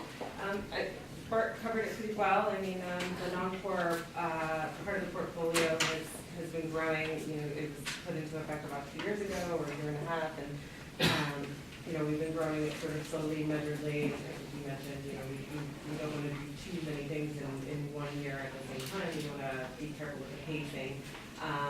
But we've grown it on in a pretty balanced way, you know, between the 4 sectors. We've been a little more focused in the recent year on structured credit and on distress. And, you know, given a lot of what Ben says, this is sort of to protect against any credit downturn. These managers in the different buckets tend to be a little more flexible. They can be a little more opportunistic and take advantage of any sort of credit downturn that might occur. But we still want to be mindful about keeping the portfolio diversified. So that's why we're coming today with GIP, because we're looking to diversify the asset base. So now your lending strategies and other parts of the portfolio are much more focused on the corporate side. So this will diversify the asset base a little bit, and this will be actually your first infrastructure debt fund. We'll also, going forward, look to diversify in terms of geography and in other ways, but this is sort of the first foray into that. And then once this investment you know, is approved, the unfunded commitments plus the current NEDs will really keep things balanced. So you're going to have sort of you know, very equal allocations to the structured credit, to distress, and to the lending bucket. You know, this, as we mentioned, this is our first foray into this. We have a good relationship with global infrastructure partners. They've been around a very long time. Been doing this since 2006. We've been doing the credit side since 2014. So we like this as a potential partner for the first investment. And Linda gave a bit of background on how, you know, things are approved at the investment committee level. Then we'll give you a little bit of background how we look at the managers and what we sort of focus on in the course of our due diligence. Great, good morning, everybody. As Jen mentioned, we reviewed GIP's new Spectrum Fund for consideration in the non-core fixed income portfolio.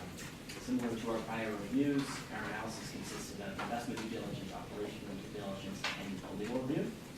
What that means is we had numerous calls, on-site meetings with the manager. We provided them with several data requests. We've run background checks, along a whole host of other analyses, consistent with all the considerations that Linda mentioned earlier.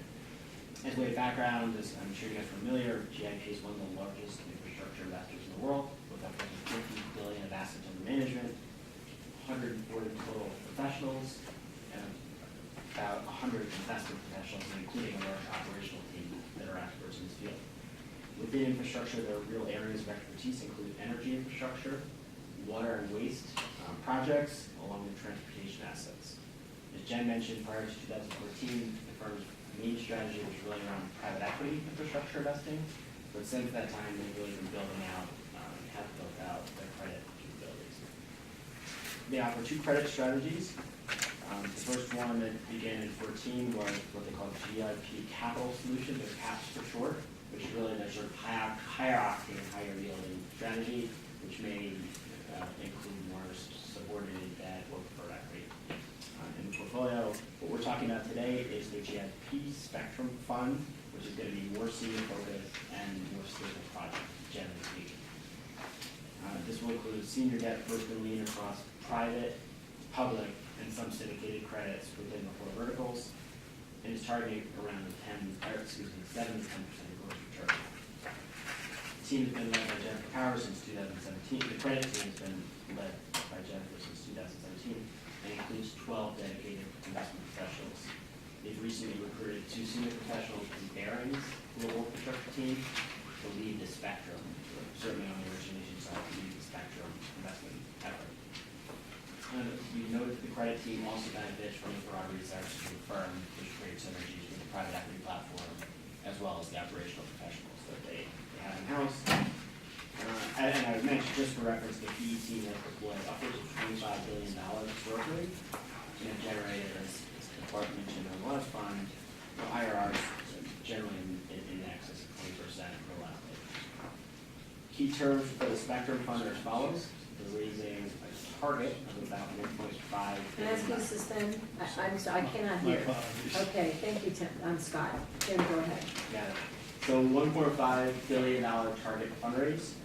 The main interest fee for SIC will be about 1.1% blended, because it steps down as your investment size grows. And that's on invested capital, not committed. The carried interest is 10% over a 5% preferred return, and the investment period is 4 years. And importantly, I would note that, and emphasize what Bart mentioned, that to the extent that we will get no fee co-investments, that will blend all of those figures downwards. Following our due diligence, what are some of the items that we like? First, this presents an opportunity to partner with one of the top, if not the top, infrastructure investment platforms in the world. Their credit team is quite seasoned, as I'm sure Jennifer will point out, and their professionals share, even though it's a newer platform, they share a common work history, and so it feels like they've been very, very thoughtful about the build-out of the team. As I mentioned, there are also synergies between the credit team and then also the private equity and operational capabilities. Overall, we think the opportunity set is still attractive, quite large. Infrastructure project finance is one of the areas that regulations on banks have really hurt their ability to finance some of these projects, particularly to non-investment grade or private borrowers. I would mention that GIP's ability now, given with their Spectrum Fund, their CAPS Fund, and then the equity side, the ability to work with a borrower to provide capital up and down the capital structure and in size, we think is a capability that really makes them highly relevant for borrowers and sponsors and some of the partner peers. Finally, I noted that infrastructure can offer attractive risk returns that are a little less correlated to some of the broader market factors. Typically, these loans are collateralized by hard assets, which have some contractual cash flows, often from an offtake party, providing good visibility into a borrower's ability to service debt. And further, these loans typically come with a sort of covenants and other minor protections. Of course, the investment entails some risks and other considerations, which we point out in our report. First, we mentioned, as I mentioned, Spectrum is a first-time fund series. So the senior part of the strategy is new. And in general speaking, the credit platform is still a newer part of the platform. We mitigate this back by just the fact that GIP's been around for a long time. They have a tremendous reputation, they have established processes, vast relationships, et cetera, all factors that we think should help them be successful in the credit endeavor. The other thing we mentioned is that there are the potential for conflicts between what goes in the CAP strategy versus Spectrum strategy, because the sort of dividing lines are on a lot of return. Again, we spent a lot of time looking at their allocation policy and understanding some of the factors that they would consider beyond just the return around how they determine allocations. And we noticed that this is not at all dissimilar from other private credit funds that we see, where they sort of bifurcate strategy based on risk and return. So finally, overall, as Jennifer and Bart mentioned at the onset, we consider this investment to be complementary to existing positions in the non-core fixed income portfolio. And we're happy to field any questions now. If not, I will turn it over to Jennifer. Any questions for Tim? Okay, Jennifer. Thank you, Governor, and thank you, members of the council. And it's a pleasure to be here. And I would be remiss if I didn't thank you for your investment in our equity fund, GIP2, which, as Bart mentioned, is doing quite well. Another reason I'm really thrilled to be here, and frankly, being third and hearing some of the themes that have come up, gives me a chance to address everything head on. But most interesting to me is the two themes that came out in terms of preparing for the down cycle, which is something we believe in very, very strongly at GIP. We can debate when that downturn is coming, but we think that the credit cycle and getting closer to real assets and building in the types of robust protections is the right time and the right place for where we are in the macroeconomic cycle here in the US and globally. And second, it's not often I get to come and say I'm doing something that directly benefits the state of New Mexico, but it is a pleasure to say that we closed a deal yesterday for our CAPS fund, but it gives you a sense of thematically for the EPIC crude pipeline, which will serve, amongst many other constituencies along the line, Lee and Eddy counties and the producers in the southeast region of New Mexico and the Permian into Corpus Christi, and then export into international markets. So, we're very much energy focused within GIP broadly amongst the three pillars of our sectoral focus that Tim mentioned, and it's nice to say we just closed a deal that helps New Mexico. So with that, let me just riff on a few things that Tim and Jennifer and Bart had mentioned. GIP is a pure play manager. We've been at this for a very long time, before infrastructure was trendy, quite frankly. All of our team within GIP has a long history of working together. And although Tim called out that I've been with GIP since 2017, I actually grew up with the founding partners of GIP back in our investment banking days at Credit Suisse. So even though I've been back at GIP within the family for a year and a half, in dog years it feels more, 10 or 20. And within the build out, this is something else I'd like to flag because it came up with Advent and Platinum to some extent. As we are building the credit business at GIP, we're very mindful that, again, this sort of investment strategy is not scalable per se. So over the past year and a half, we have brought on board a number of additional resources within credit. But again, the theme so broadly within GIP is that we've all worked together in the past. And the two folks that are focusing on the spectrum strategy worked for me in my prior lives, if you will, at Credit Suisse and other organizations. So we all have the same investment philosophy. And that string pulls through the entire firm. We have a common investment committee across both the equity and debt platforms. So the fidelity to mission is very consistent across our investment philosophy. Another theme that came up, which I think does bear flagging, is skin in the game. I think somebody said it over here. And everyone on the team is invested in the funds, both on the equity side and the debt side. There's no siloization in terms of process. We think the ability to leverage the broader platform, whether we're talking the equity side of the house or the debt side of the house, is what we offer you as investors in our fund. And so my team, broadly defined, including the ops team, which I'll come to in a minute, all has substantial economic ongoing interest in the investments, helps keep the eye on the ball at every step of the way. In terms of what we think of as our special sauce, and again, I'm sure it's not a coincidence that the funds that New Mexico State Investment Council is focused on do have a very high operational touch. And within infrastructure, we think that's incredibly important because there is a misnomer within the infrastructure space generally, is that these are, kind of sleepy assets. You can, lock down the margins with long-term revenue contracts or regulated cash flows, long-term feedstock contracts, clip your coupons and sleep well at night. Our view is that infrastructure assets are highly, highly complex, and you have to really have your operational eye on the ball. And as such, our firm was founded from the basis of an operational team that came on board from the Jack Welch era at GE, as well as some folks from Honeywell, 30 folks strong with decades and decades of experience building complex infrastructure projects, as well as the investment team that originated from Credit Suisse. And what we've been able to do on the credit side is take this incredible resource, which has been focused on optimizing upside on our equity funds, and focus it on really helping us create that robust downside protection. And it should be contrasted in terms of how infrastructure lenders generally behave in the market. If you're an infrastructure lender, you go out and you hire a third-party consultant, an independent engineer, And that independent engineer gives you a report and says, here are the risks. And you as a lender get to do the tummy test, as I call it, that says, am I getting paid for the risk that's being presented to me? And if you like it, off you go. And that independent engineer exits stage left. No skin in the game, no eye on the ball. Good luck with your investment.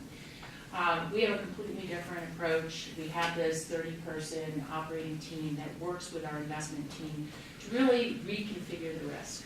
We look at assets on the credit side and we ask ourselves, what would we do if we own the asset? How would we work with that borrower to create the types of robust protections up front so that we're much more comfortable with the risk profile of the asset? And once we can do that, working very, very constructively with that borrower, putting in place those protections, then that ops team, who also has skin in the game, is helping the investment team keep an eye on the ball. Because in the land of credit, you don't start out with an investment and then love it and then find a way to the workout or bankruptcy court overnight. It's a slippery slope, and we think our ops team can really help keep our investments on track, which has been the practical experience that we've had on our Capital Solutions Fund. So that's kind of the backdrop operationally. As Tim mentioned, our thesis for Spectrum is a 9% average gross return. Our hunting ground, as I like to call it, is 7 to 10%. And then CAPS picks up at the 11% handle and will go after the type of pref and slightly more high octane investments up through 14%. Then our equity side of the house picks up at 15% onwards. What that allows us to do in the credit space is cover the full private credit continuum, really sitting with borrowers and creating the types of customized solutions in the private credit market, which is highly opaque, that allows us to get the covenants, the ring fencing, the informational reporting that we can really use to protect the investment long term. So that's a key feature in terms of our thinking.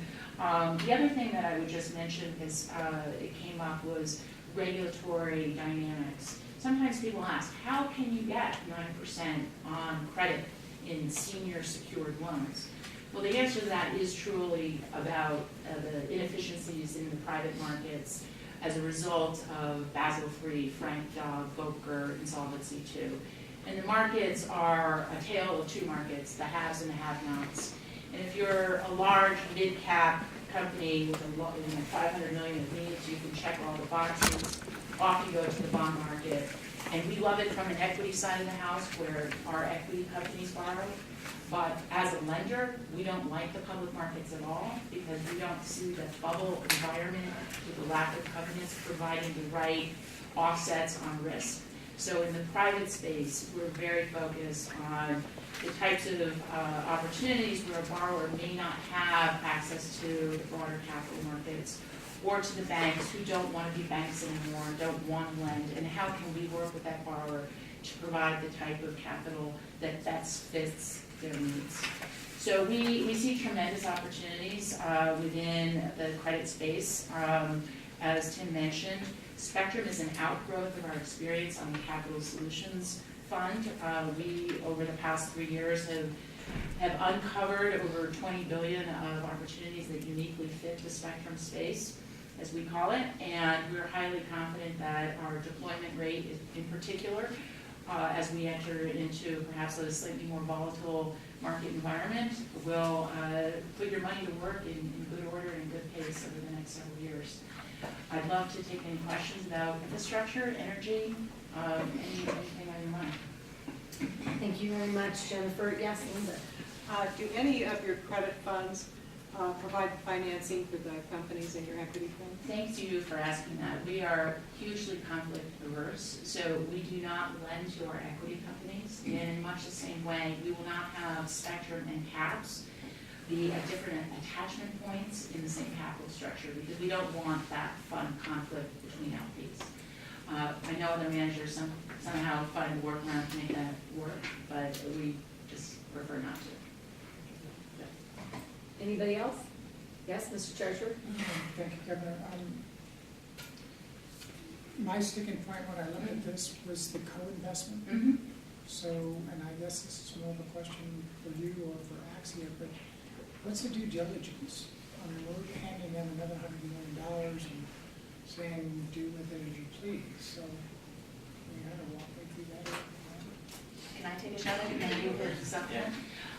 So it's subject to all of the same diligence that you're trusting us with in the first $100 million. Okay, so from the standpoint of our underwriting policies and everything that goes into that, we are confident whether you're investing $100 million or $200 million, the same applies. The value of the co-invest opportunity, we think, from an investor standpoint, is that it allows you to be more significant within our family of funds. We've talked about relevance. We've talked about inviting New Mexico onto our LPAD board. But really, the benefit of the bargain here is that you'll have limits subject to what Bart and the team come up with in terms of how much additional exposure that you want to put in any incremental co-invest opportunity.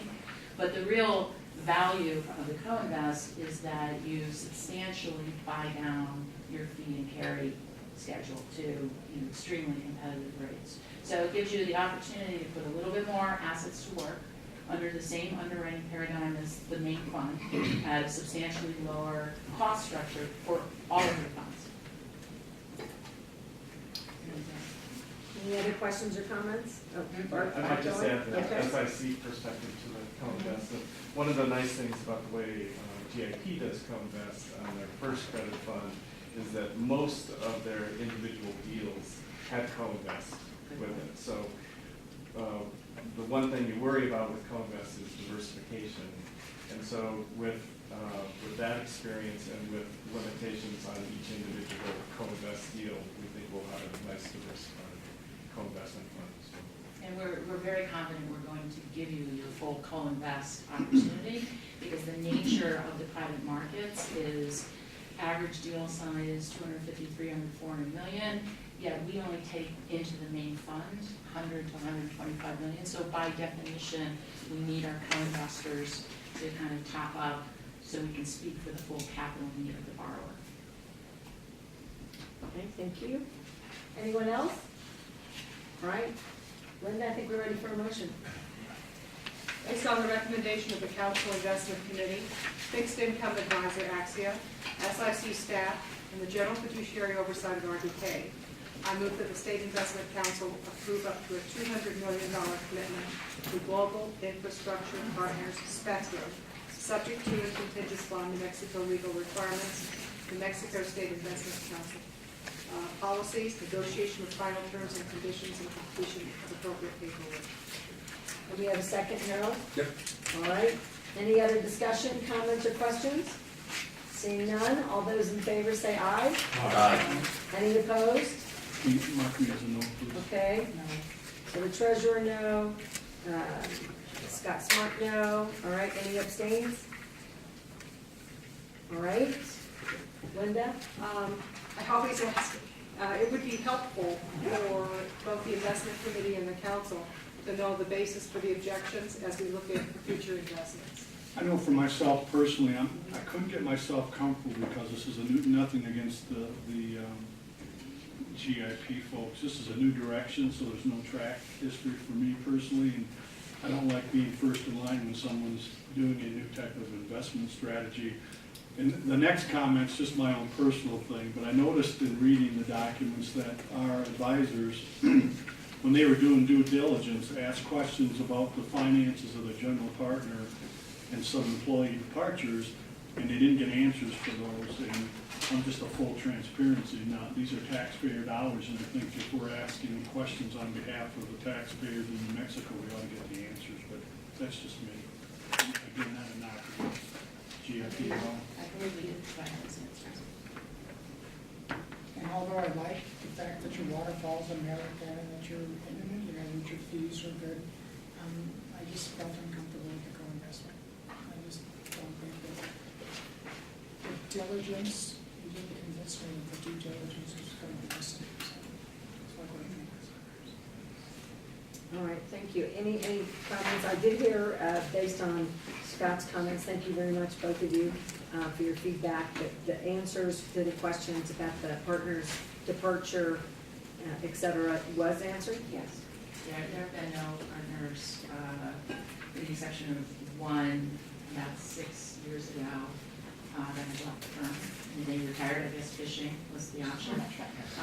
And we had, our chief risk officer retired, who was subsequently been replaced. That was shared. And that can be sometimes in Yeah.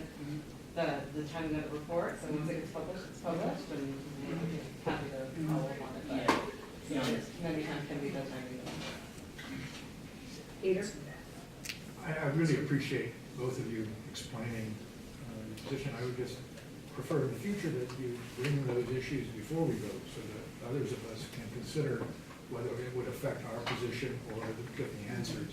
But anyway, it's wonderful to have this kind of transparency as to why we take the views that we can take. Agreed, Peter, not that the timing is, I may not agree that sometimes the information on your cause for concern is related to the presentations that we're getting, so can't always create a parameter for that kind of time frame. But I do think this is an important dialogue. Appreciate Linda's follow-up question and very much appreciate both the treasurer and Mr. Smart's comments so that we work as a body to provide to the public and to each other a sense of where our priorities are, our commitments are, our questions, a full analysis and discussion about strategies. So I think that is all very productive, and I appreciate that too. Okay. However, it did approve, so congratulations. And we will take good care of your money, and the level of diligence is not to be believed. Thank you. Thank you. All right, we are now on item 4. It's our CFO report. What? Governor, other members of the council, I will be on page 339, just a couple of things to point out if I may. I really don't have any comments on the first two items on the talking points, but I did want to point out on the agreed upon procedures. Hopefully by March 31st, we will have the reports for the first 2 quarters. I will be distributing those once I receive them. I did get a question recently, why are we doing 2 quarters at once? That first quarter timing is pushed a little bit so we can complete the audit for the prior fiscal year. So that's the reason that quarter is being completed at the same time as the second quarter. And then on item number 4, this is a follow-up item, and I should tell Secretary P. Jackson if she has anything to add, please feel free to do that. We did have, based upon a question that was asked at the last council meeting, we did have a conference call on March 8th, and we had representatives from the SBIC, DFA, Palaka CPAs, the State Investment Council, the audit firm for the CAFR, and I think it was a very productive meeting. We did decide, and I think this is something that we all agree on, that the recording of the distribution to the SBIC from the SIC to the SBIC as it was recorded was correct. So we didn't have anything to report there other than we did decide it was correct. Based upon that conference call, the controller for the state, Ron Spillman, did bring up an issue, and I'm not entirely sure. I've seen some email traffic since that conference call. He did make a suggestion to the SBIC that their audit be conducted in accordance with GASB, since the SBIC is rolled up into the state CAFR. I think that's something that has not been done in the past. I also think that he had some discussions with the state auditor, and this is another issue that I think if there's any really great thing that happened as a result of this conference call, this issue came up. So we're waiting to see how that plays out, especially with the additional distribution, the 1% that is planned for the SBIC in the future. it's going to put their assets of probably over $90 million. A GASB audit, I would highly recommend that be done. So we'll report back on that later, but that's something that is on the focus of the controller for the state as well as the state auditor. Did they indicate why they were never cited in the past for not having a GASB compliant audit? Scott, Out of curiosity. Scott, I went back and looked at past audits. The SBIC in the past has been reported as a not-for-profit. In 2017, they converted to a standard that was not even GASB, it was for small businesses. And that came on my radar. You talked about like a kind of a hot button.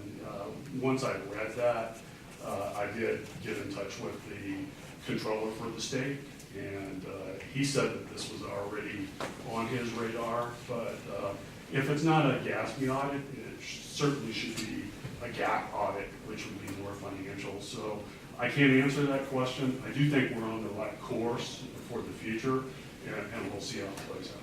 Thank you. Do you have anything to add, Secretary? Please, thank you, Madam Governor. So just, I agree with everything that Brent said, and the only thing I would add was a couple of things. One is that we did talk about changing and adding a little bit more detail to the note in the financial statements so that it's more clear as to what that revenue is. And so it would be something like contribution from the state of New Mexico severance tax permanent fund pursuant to the proper statute. And so once again, just kind of clarifying what that is so that if an investor wanted to go and find out more information, they could do that. And then the other thing is that Brent is right. The state controller did recommend and does believe that these audits or these financial statements should be completed under GASB. But he's going to go ahead and put together a full recommendation, and that will be obviously up to the board of directors to make that determination. But he has been working with the external auditors on thinking through that. But once again, it would just be a recommendation. That's all. Thank you. Any comments? Questions? And then finally, actually two more items.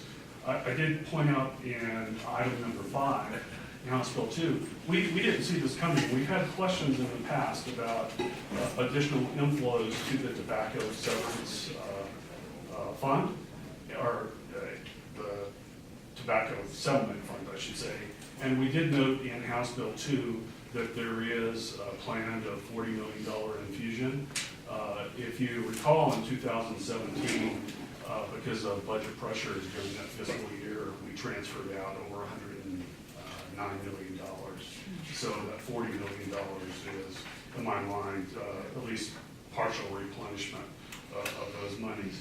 And then I know earlier, just so everybody's on the same page, we talked about the revenue stabilization fund.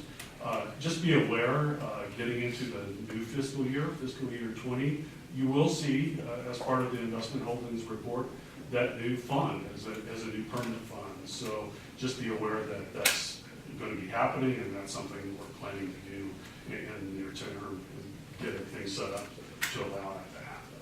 So, any questions on that? So starting the fiscal year, starting in July? I believe it. I believe it will be in line with the new fiscal year. Any other questions or comments? All right, Brett, thank you for your report. We are now on item number 5, closing matters. So we've got a legislative update and the New Mexico private equity update. So, Ross, we're back to you. Governor, members of the council, so I'm looking at page 369 through 70 in your book. It's just a short list of the bills that we tracked that passed on the front page and the ones that we were tracking that did not make it on the back page. Just to hit the highlights here, I'm going to concentrate on the bills that impact the funds that you oversee. House Bill 393, as you know, and we've been talking about the rainy day fund, the tobacco, or the tax stabilization return. We expect to see about $650 million, and you'll look at an asset allocation recommended to you next month. Senate Bill 535, I'm sorry, Senate Bill 401 also. This one won't impact the TSR until fiscal year 2022, but it could start delivering about $45 million per year from federal mineral funds that will flow into this fund instead of into the general fund. So it's another growth element that you may have to deal with when it comes to the tax stabilization reserve. Some other bills that send some money your way, Senate Bill 535. This was passed unanimously and actually does two different things. It caps how much can be issued in supplemental severance tax bonding this year at a fairly low number, about $181 million. So that, in theory, should direct more money to the severance tax fund. And then also it guarantees, it basically intercepts the intercept and guarantees that we are going to be in line for $24 million, or just a little bit under that, every year for the next decade. So those years where we say we only got $37 this year, we aren't going to be saying that anymore. We are going to have some inflows, and of course, as you know, that's been a problem in helping the severance tax fund grow. So the legislature did a very good job addressing those. We also created a rural library endowment. Senator Ortiz-Pino out of Albuquerque had an idea about using some of the cash that we're seeing right now to create an endowment to fund rural libraries around the state. The bill and the structure passed, so you will have a new permanent fund. Actually, it is in that part of the statute along with the other permanent funds. What you don't have is a lot of money for that right now. Only about $1 million made it through the process, and that will flow into this fund. The fund is to be invested as the land grant fund. That language is a little problematic. We've seen it before. We identified it as an issue, but the bill moved forward anyway. We're going to have to talk to some of the folks associated with this fund and how risk adverse they are. I think early days when there's not much money, we'll definitely take a more conservative approach to investing that money. Senate Bill 10, this was the governor's bill on for the SBIC. We're going to double the allocation, which should provide about another $50 million in funding to the SBIC. They have promised to stick with what they do well, which is make small business loans and not dip into equity type investments. And so that, I think, helped any concerns that we had about that bill. Brent mentioned House Bill 2, and maybe another $40 million, assuming it doesn't get line item, would flow into the tobacco fund. This is good news from our opinion. On the back side of the page, House Joint Resolution 1, this was the 1% bill, 1% out of the land grant fund, which again passed the House, died in the Senate. The governor did support an alternative bill that would take half of 1% and out of just the school permanent fund and dedicate that to early childhood issues. Governor had some, I think, healthy conversations. Did get to present in both Senate Education and Senate Finance, and so I imagine we'll be hearing lots more about this concept during the interim. I imagine you will. Two other bills that we were watching that both would impact money flowing out of the funds. House Bill 289, which would have dedicated or required the council to make 1% of the severance tax fund to invest those dollars in renewable energy projects, and it's a wide array of those. That made it through the House, but it did not make it through the Senate. Ran out of time. But I imagine we'll see that again next year. And one that we've seen for many years, Senate Bill 30, that is 1/4 of 1% of the severance tax fund, so about $12 million to fund startups that are at the labs and research universities. That bill did not pick up a lot of momentum this year, but it's been around about a decade. We'll see if eventually it will make it across the finish line. I'm open to questions on any other issues both listed here and otherwise. Yes, Peter. I'm sorry. I'm sorry. Scott, my fault. That rural library piece of legislation, I think my machine died, so I can't look it up. Did it have a distribution percentage that was established? So there's a formula that and it's kind of a new formula, and Brent helped put together some of it seems to be a little volatile. I think the intent is to protect the corpus, but that is something we're going to have to look at. It's fairly complex. But really, if they only have $1 million, 4% or what? it's not going to be very much. Scott, to your point, I think for the first 5 years, there were some limitations as it related to income, which will allow it to grow a little bit. The next 5 years, it's pretty much a 5-year average, much like we do for the land grant and the service tax. It's a great idea, it's a great thing to establish. It started out, Scott, as a $50 million request for approximately 50 rural libraries, and it ended up at $1 million. I mean, I know the state does a great job funding, and I think it's local, it may be part of these rural libraries as well, but we receive annual funding for the library on the campus. I know the other colleges and universities do as well, so kudos to the state. That, coming out of Michigan, that type of funding did not exist up there. That's a great idea. So assuming this gets signed, that's a 6th permanent fund that we're going to have. So there's 2 additional ones. Easy. All right, with Senator, you have a question? Yeah, I do. Actually, sorry, Linda.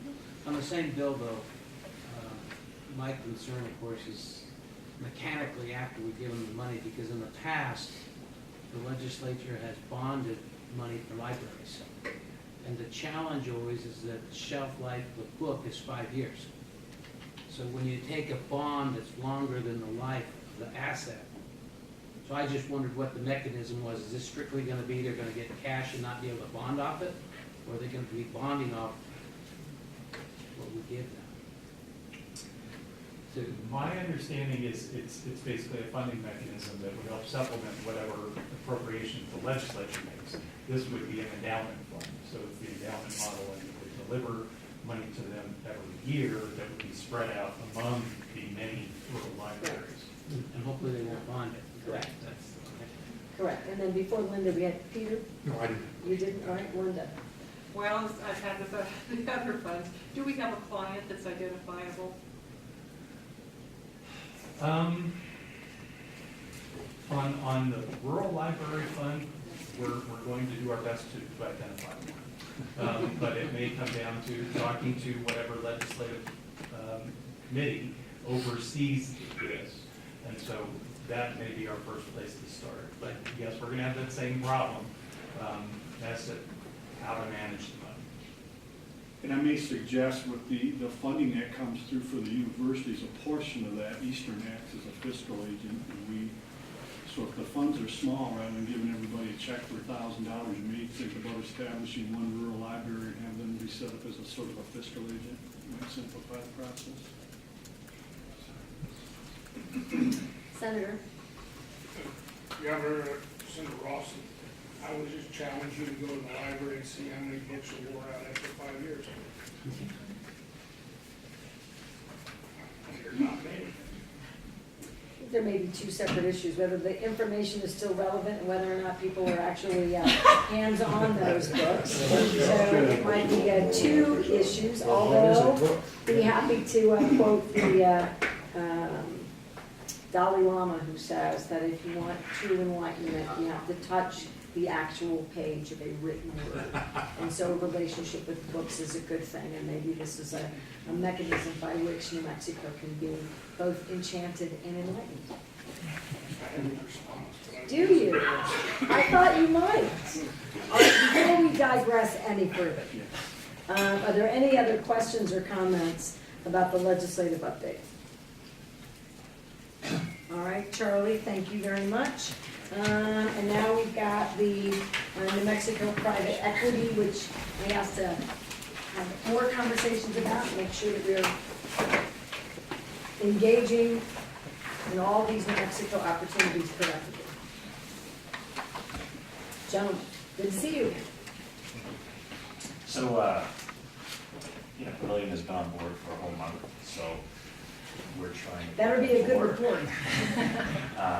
This presentation was put together to address some requests and some questions by the governor, the vice chair, Councilman Rawson, the land commissioner.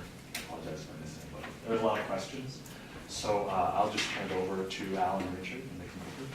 So we'll be quick on this. Really, what the presentation summarizes is just investment activity in the state, current state of the program, some best practice ideas that we've seen from other folks trying to do the same thing. And then most importantly, we want your feedback. You all have views, and we want to take those in and figure out what is the best way to move the program forward from here. So Richard will hit a few of the slides in here that we think address some of the questions that were raised, and happy to take questions. But again, we do want feedback on ideas and concerns or anything we've seen. And the feedback doesn't have to be today. I mean, feel free to reach out to us in between meetings as ideas come, because this is the SIC's program, and we want to build a good program for the SIC. So starting with, one of the things we did was just to kind of understand the environment in New Mexico. So we looked back at New Mexico historic venture capital investment. One of the best sources out there is PwC CV Insights. They collect venture capital data and report it. Usually when you see a news article that talks about venture capital investment activity, they're quoting this data. It's not perfect because not all information from venture capital deals is publicly available, but they do the best they can with what's out there. And this graph here shows kind of the dollar amounts that they report by year going back to 1999. And then we also have the overall U.S. venture capital investment activity. So we did what's the New Mexico activity as a percentage of overall U.S. venture capital investment activity. This is diligent page 370. Thanks. And so you can see it really peaks, the activities peaks in 2007 on both kind of a percentage of U.S. venture capital and also a dollar amount basis. And then over the last few years, as venture capital investments have increased in the U.S., it's kind of stayed steady as a percentage of U.S. VC in New Mexico. So to dig in more on that, on the next page, on page 5, we looked at some of the databases to learn more about the investment activity. Many of the repeat investors in New Mexico are based in New Mexico or are regional funds. So it makes sense. I think one of the takeaways from that is that an important component of the New Mexico program is in-state and regional focus on funds, because these are the funds that go to New Mexico and have invested in New Mexico in the past. And looking at the firms that have invested, some of those are already in the New Mexico program as well. We also have companies that are receiving venture capital investments. I think one of the key takeaways from that is you look at the industries, there's really a wide variety of industries there. It's not just technology, it's not just biotech. There's a lot of different industries that are receiving venture capital in New Mexico. And then we went beyond venture capital too and looked at later stage, growth equity, buyout, what kind of activity is happening in New Mexico there. One of the examples that we kind of thought of this was when we were talking to TA, which we presented last month. We talked about their sourcing process and how they have a large database of companies. They actually have over 1,000 New Mexico companies in their database, and they call or visit multiple New Mexico companies each year. And so even though they're larger, they're at a later stage, they're still looking at New Mexico investments. And there is a lot of investment activity in New Mexico by growth equity and buyout managers. And what's interesting is you look at the list, some of them are actually in the national program, Hellman and Friedman, for example, which was approved last year. So in looking at this, kind of got two key takeaways that we thought of. One is the potential for the New Mexico program to focus on later stage growth equity buyout type investments as well. I mean, not only are you getting that benefit of potential new investments in New Mexico businesses, but it also diversifies that New Mexico portfolio from that venture capital risk. Although venture capital is still very much going to be a part of the New Mexico program, that is a very risky asset class as far as returns go with the high loss ratios. The second takeaway was, I think we've been underutilizing the national program for New Mexico Connections. A lot of these managers visit New Mexico for these meetings. They visit the state investment office to give updates on how they're doing on the fund. I think we need to do a better job of connecting the national program managers with key people in the industries here in New Mexico and try to introduce companies to them. And hopefully that will lead to some economic development activity. And then that way you're already investing the capital. You're not having to invest additional capital to generate New Mexico investment activity. The next slide lists the statute requirements, and I don't want to read each one in detail, but basically the high-level thing that we got from reading the statute is there is a focus on high-quality funds. You want funds that are institutional, that can raise capital from other sources besides yourself. You also want to focus across the business cycle, startup, expansion, recapitalization, things like that. And that's similar to what we've seen with other state programs as well. There's also a requirement it's the second from the bottom bullet point, to have a manager commit to invest at least the amount equal to the amount that the State Investment Council commits to the fund. And that could come through syndicate dollars or some other form. So if you commit $10 million to a fund, the requirement is that they commit that they'll get $10 million back into New Mexico through some type of investment. Yeah, your third bullet, though, I don't understand. What does that mean? They have one manager in the world, or what does that mean? One full-time manager with at least 3 years of professional experience. So it's. I know that I read that. What does that mean? It's basically here, right? No, that requirement is no longer exists. No, it's not located in New Mexico. So what does it mean? It's to prevent somebody from. So for example, me. If I were to go out and start a fund and say, okay, now give me funds, I'm going to invest in New Mexico. Well, I don't have 3 years of investment experience for venture capital, so I wouldn't meet that requirement. That's my interpretation. Yeah, it's strange. So we've already ruled out Richard. Yeah. But that's, I mean, to be honest though, that's sometimes what happens with state programs like this, Really? when you do have a pool of We did see capital. that in Utah when there was talk of a second fund and it was going to be very sizable. There was a number of people that approached us and said, I'm going to be starting my own group. I liked it. And they had no experience, but they're quite happy to take the money. People from universities or. Okay, thank you. The next one really is kind of meant to be a high-level overview of the New Mexico private equity program and looking at approaches. This goes back to 1993, which is when the New Mexico program started. There's really been 3 main approaches taken to get economic activity going in New Mexico. One is fund investments, which is what we talk about a lot here. The second is a co-investment fund, where that's been managed by SIC-2019, which will invest directly into companies that are based in New Mexico. And then the third is a catalyst fund, which is relatively recent, that will target more early emerging type funds, and that's also managed by Sun Mountain. And I think one thing that's important to note on this page is this is the all-in performance of everything. And so this doesn't reflect different advisors, different strategies, different approaches, different legislative changes over time. This really is just, here's everything you've done in the New Mexico program. And one thing looking at it, and we don't have perfect data because we don't have data going back to 1993, so it's not perfect, but you did get unique investments from both fund investments and co-investment funds. There was some overlap, but there was also unique investments from both.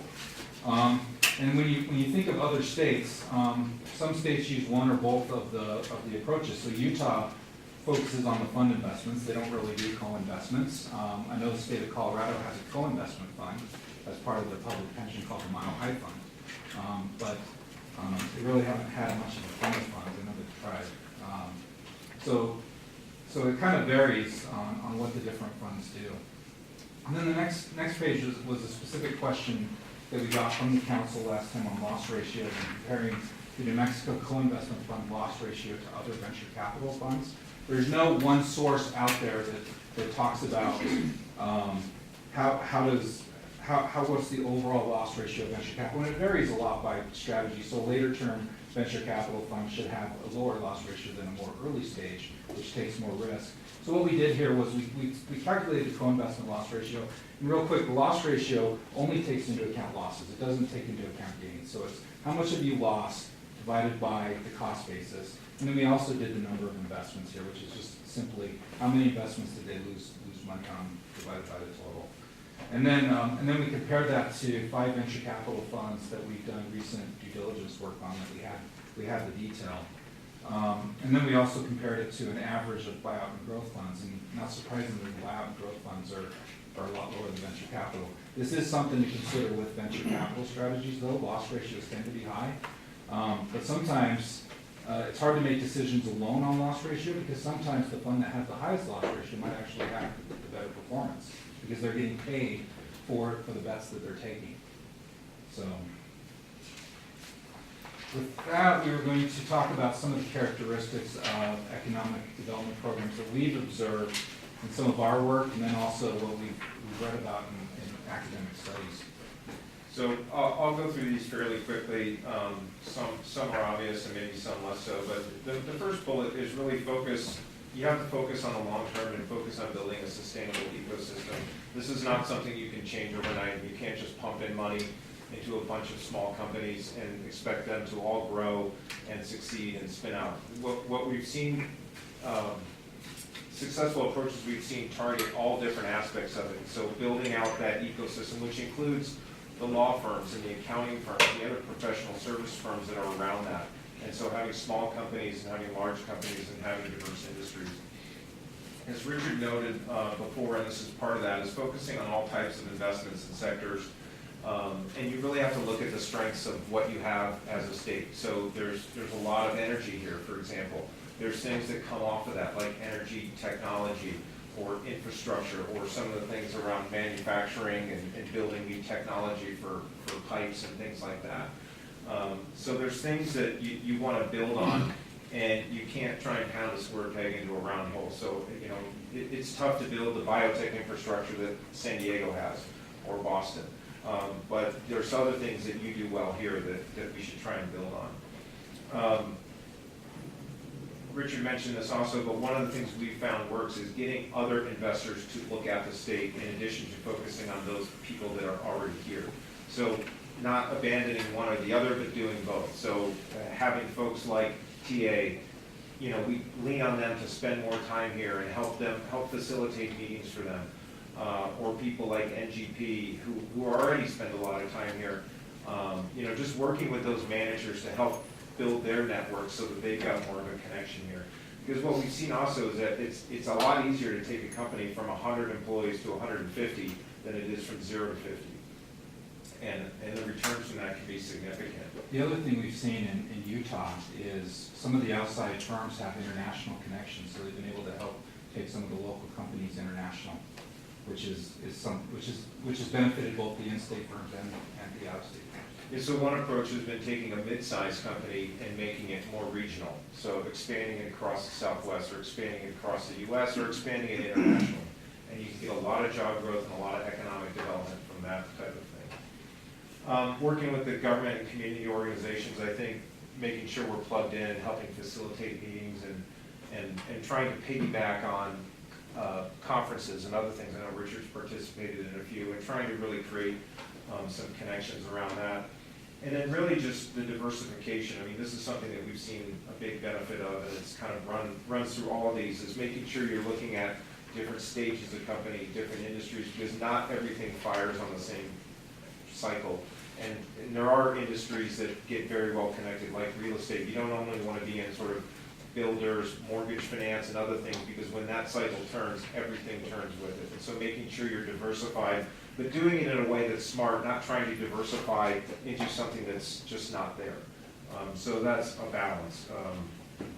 And really, what we want to do is help create an environment where companies are getting funded and they're growing here, and they're not just getting started here and then pulled over to Silicon Valley or to Austin or to somewhere else. And that happens a lot. It happens in Utah. But the ecosystem has been built, and Silicon Valley is a giant sucking force of talent. and because they tell the companies all the talent's here, if you want to scale, you've got to be here. And so it's really building it so you're not just funding companies and having them move, you're funding them and having them grow here because the environment is favorable. And then we've got another slide in here that just has some points from some academic research that are things just to keep in mind. I think the biggest thing is making sure that whatever we're doing in the program isn't crowding out private investment. We're attracting the right people, but we're making sure there's a balance. We're making sure these are commercially feasible investments and sustainable. And so while we can use the SIC money to help provide a catalyst, you certainly don't want to become the only source of funding. You want people to be commercial, you want them competing, and frankly, there's some things that maybe shouldn't get funded if they can't attract others. But really, it's trying to make sure there's a balance and there's education, and we're utilizing all the resources available in the state. And so, as we said at the beginning, that's kind of our take a month in, and just also, we've had the benefit of being around the SIC for some time and appreciate the relationship. And this is not something that's easy to do, so we're happy to take any and all feedback, and whether that's today or if you want to funnel it through David and his team. This is going to be a long-term process, so I think things definitely won't change immediately overnight. You've built a lot, you've done a lot already, and I think we just want to try and build on that. Okay, great. So I'm going to ask the commissioner, then I'll go to Harold. Thank you, Madam Chair. So I appreciate the presentation. I very much appreciate the fact that Pavilion has come on board with the New Mexico Equity Program, just given your track record, I think with the Utah program, if I'm not mistaken. And so, I'll just preface my remarks by saying I believe the State Investment Council actually does have a role to play in building New Mexico companies. I do. I don't know what that role is. I mean, obviously we've had people who've proposed, like, let's take the whole $24 billion and put it back into ourselves, which, God bless them, but that may not be the prudent thing to do. So, Madam Chair, I'm preparing to make a recommendation for this council and for you to consider. I apologize that I didn't give you a heads up, but it sort of just came to me right now. So on this last page about providing feedback to Pavilion and our staff, I'm wondering if this council would consider like a working group, like a subcommittee of members of this council to just kind of take a look at how we want to grow our climate and environment here in New Mexico to be more friendly to investment in our New Mexico companies. And it could include some of the things that were mentioned. I appreciate like exposure to the national program, more emphasis on the later term investments, not the the earlier stage investments. I heard an anecdotal story, maybe you can verify or not, that there were actually economic development folks in Utah that would approach people on the ski slopes of Utah to recruit them to come and be serial investors, like serial entrepreneurs in Utah, because they had like a track record of like building companies and turning them around. And we've got ski slopes here, man. That's my recommendation for. I'm happy to go to the ski slopes and be the #1 recruiter. Excellent. So there you are. I'm going to hold your suggestion until we've got other comments, but I appreciate that. Anything else that you've got, Commissioner, before I move? All right, Harold.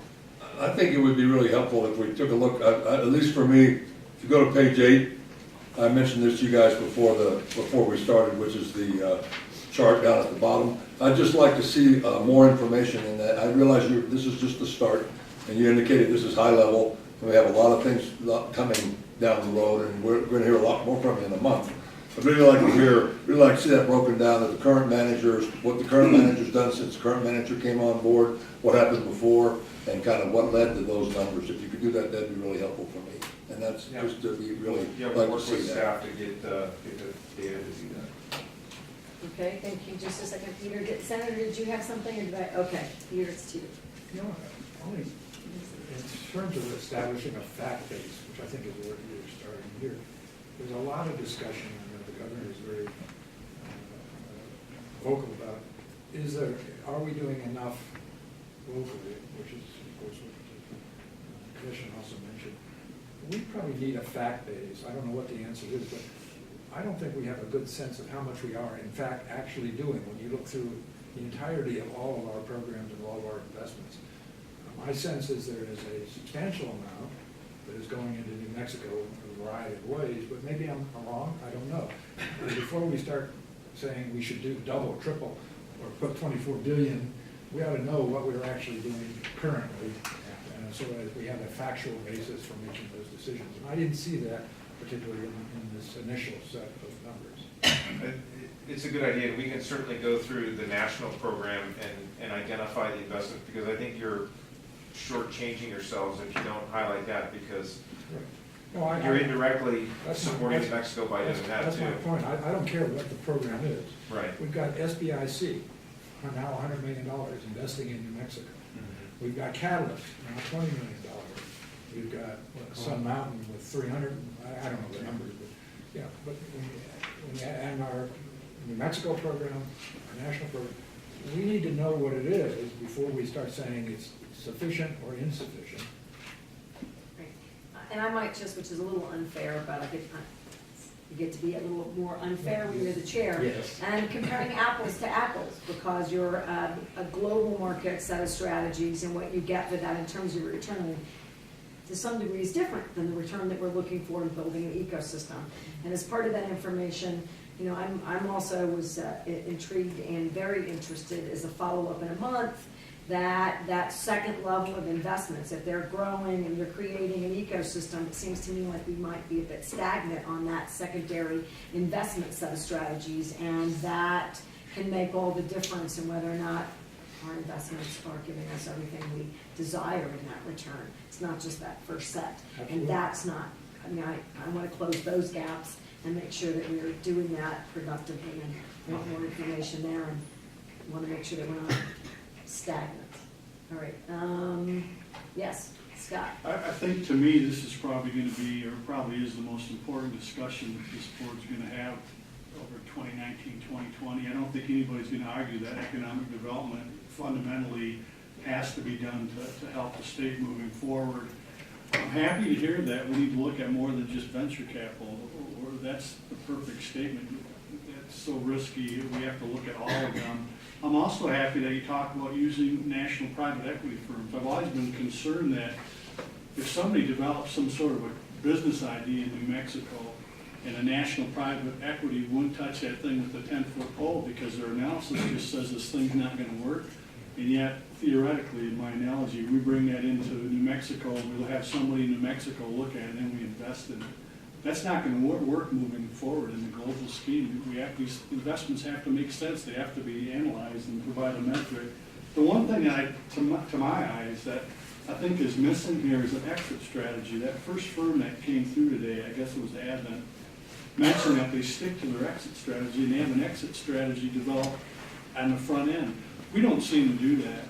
I think that that's important. If we have an investment, assuming you can get out of it, and we can have an investment, say $10 million, and we can exit and make $50 million, we ought to do that instead of waiting for something else. I mean, I can remember that blood testing group, Theranos, if I'm pronouncing that right. We didn't have money for that. But if you did early on, you were looking to increase your earnings, you went to zero, right? So I guess a bird in the hand versus two in the bush type theory. But the other side too is we see investments that we make these seed investments in, and that money goes to zero. Then we invest again, and that goes to zero, and then we make a third one. That doesn't make any sense either. I think at some point in time you have to realize that that particular investment didn't work and move on. But it's a key thing that we need to figure out here, the strategy. Thank you, Scott. Harold. I'd just like to also add that, you know, that's kind of the, I don't know whether it's the monster in the, above the room or what in the corner, but, you know, by law, we can invest up to 9% of the severance tax fund in differential rate investments. And I think that some on the council have not liked to talk about that, and this isn't meant to be critical, because I understand the arguments, but I'd like you to include that kind of note, an analysis of that particular aspect, and because there's you can You can argue about it, $100 million worth of funds that are available there by statute, if in fact the 6 members of the council chose to do it. So I think we ought to take a look at that and incorporate that into your analysis to see it, and because it's not like we have to reach up the pie in the sky to find more money, if in fact it could be effectively, effectively used. I think it's important that become part of our conversation, just because we can. It's not, it's there, it's in the law. Linda? Actually, we have touched upon that, and this was Sun Mountain Capital did an analysis, and the conclusion was that we did not have capacity in New Mexico to deploy that amount of money with a profit motive, that we don't have sufficient number of companies that are going to merit our investment, knowing that we need to get a return out of these. That 9% is too much for what is currently available in New Mexico. So that's probably something that you will look at as you look to see how to develop this, is what companies are out there that have the capacity to meet the expectations of investors, including us. Linda, let me just elaborate. I think I totally agree. It's possible we're already at 9%. I'm just throwing numbers around here. We don't know it. Oh, because of the national. When you look through what we're actually doing, that's why we need that fact base before we start arguing about what the right number is or isn't. Senator Jennings? One of the greatest investments we might be able to do is to invest in a natural gas pipeline, to get our gas out of northwestern New Mexico and get it to Mexico, or get it to going east instead of going west to California. I mean, by the time that gas comes down, pipeline damn near full when it gets into our state, and gets through San Juan, there's no room for it. And so you basically have stranded assets that could be a great benefit to New Mexico, and also relieve the unemployment, some of the unemployment you have up in the northwest quarter. Linda? Although that's very appealing, we do not make direct investments. We do not have the capacity of the State Investment Office to analyze those things, to purchase them and to manage them. So were we to find a company that could do that, we might promote that company to one of our funds, but we do not do direct investing. Anyone else? Let me recap. I mean, this is clearly an area that lots of folks have conversations. I'm not so sure that that's exactly what Senator Jennings meant. Maybe it was. But thinking through where we are, what our infrastructure opportunities look like, how we get there. And some of the information, we're just in the beginning stages of having our New Mexico private equity professionally managed. And that changes the opportunities, I think, and the discussions as a result, and certainly I think gives us greater, which is what we want, protections about the investments that we make. And I might actually disagree with you about capacity, because it depends on how we determine capacity, how we're outreaching, to your point about other companies, and that we don't do those secondary investments, that's what I'm calling them, so that these companies move.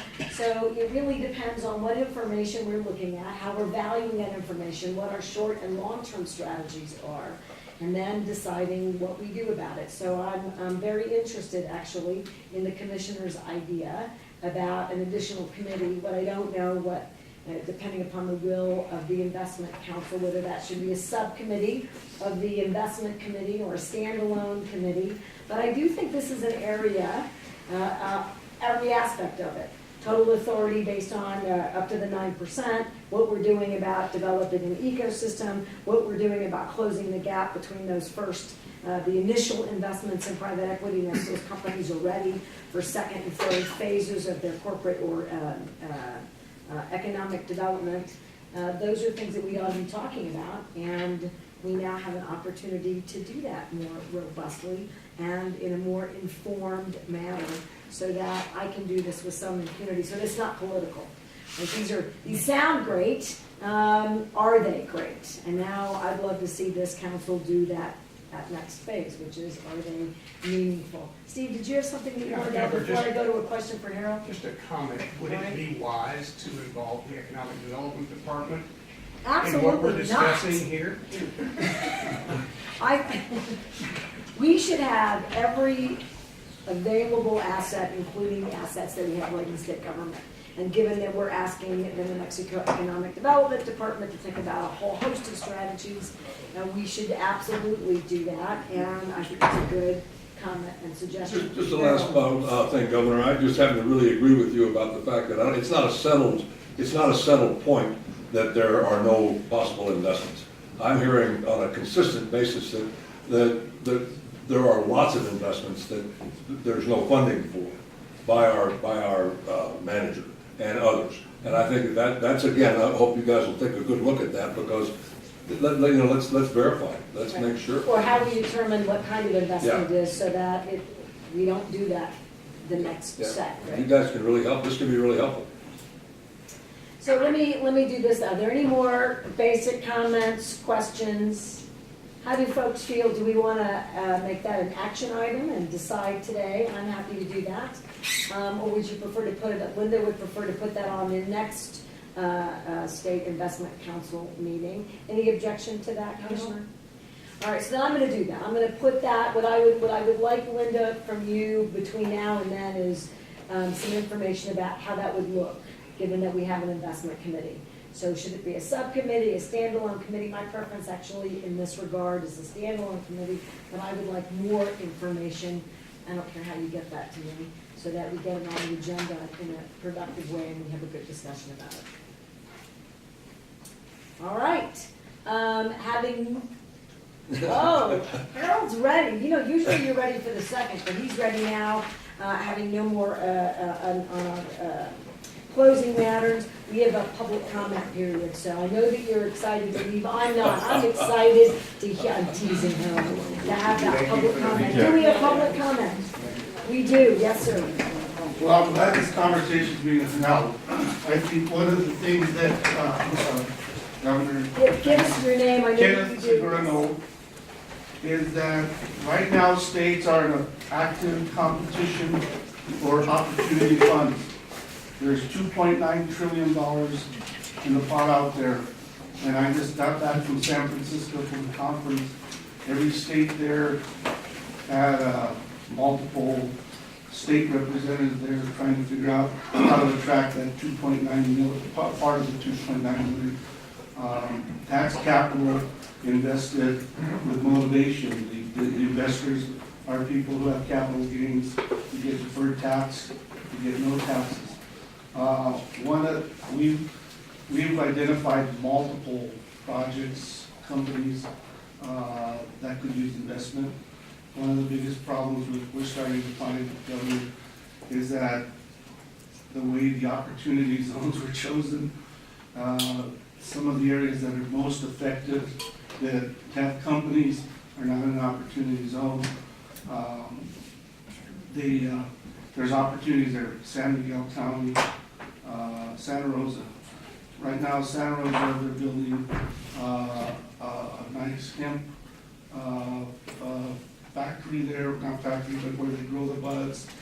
They sell the buds and they just build warehouses. They were able, because the gentleman that worked for GE was able to go to GE commercial, and they lived it well. But in spending some time with the SIC-2019, there's a lot of farmers who are just very excited about that, the whole opportunity.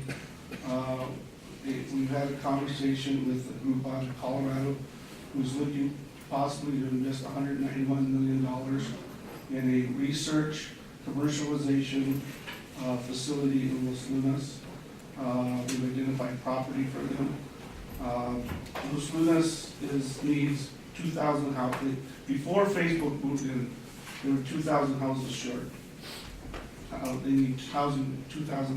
We're looking at one company that builds homes from shipping containers. I'm investing in that. We're moving it from Gallup to Albuquerque because Los Lunas has that opportunity. So there's a lot of opportunities for investment. And either New Mexico invests or they help find investors. And I don't see that happening from New Mexico. The other one is we've invested in the film industry. I think there's some facilities, or some facilities that can be built in opportunity zones. I was in Los Angeles with multiple studio people, talking about opportunity zones, and everybody goes, you realize that Albuquerque Studios is an opportunity zone. You could set up an opportunity zone fund there to produce movies. So there's, I brought I'm gonna beat this drum till somebody hears it. But, I think that, looking at opportunities, and with the leverage that this council has, as far as money to invest, and you can leverage a lot of those people that want to invest, and then the guidance of some identifying and other opportunity funds. There's one other fund. There's also one fund that's not going to be popular. Several years ago, there was a legislative-wise,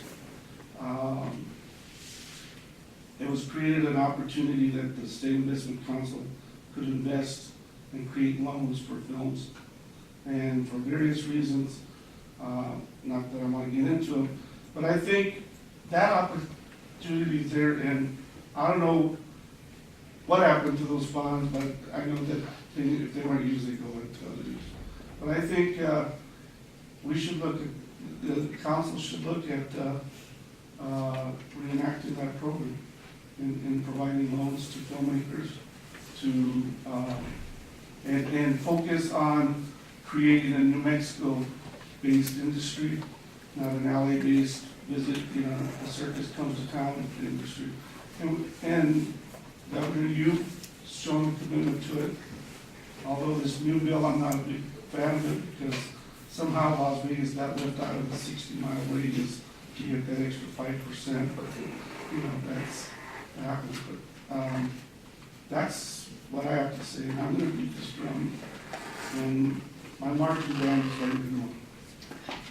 I appreciate, as I said last time, that you come to these meetings and participate, and I'm actually gonna, if you'll stay after the meeting, I wanna make sure I connect you up to, our economic development department and how they're strategizing for 5%, which is what you're talking about, the rural investment strategy, and increasing the credit if you're doing producing films in rural areas, but also what their work to get at developing, I'm using this word too often, a New Mexico film ecosystem. Right. It's not just about other companies coming in, and that's why there's also a 10-year component that really strategizes getting people to invest and stay in New Mexico, and then by that effort, creating more opportunities for New Mexico businesses. So hang in, I'm going to make sure that we connect you, and I realize that that's not in replacement of continuing to talk to us about our investment strategies, and I appreciate that, but I want to add that in addition to. And I'm glad that you're streaming. I brought my streaming equipment in case they did show. Good, I need you as a backup. That's good. That's a good plan. Thank you very much for doing that. I just didn't do the parts. No, sir. Anybody have any other questions or comments? Right, yes, sir. Yes, thank you, Madam Chairman, and thank you, councilors. Encouraged by this conversation around the table and the Commissioner's idea of the subcommittee. To that note, I think it's more of a strategic investment fund than one that could forego actual real returns, but because it is a local thing to maybe trap assets that the Senator mentioned, to look at all of those holistic things to make the ecosystem more profitable for the state as a whole will, just like the film investment, it is not true investments, it's returns that build the economy. So thank you very much. Thank you. All right. Any other public comments? All right. Seeing none. Harold, your motion may now be in order. I move we adjourn. We have a motion to adjourn. Do I have a second? I can't second. Linda, need a second. All those in favor say aye. Aye. Thank you. Any opposed? Any abstained? We are now adjourned.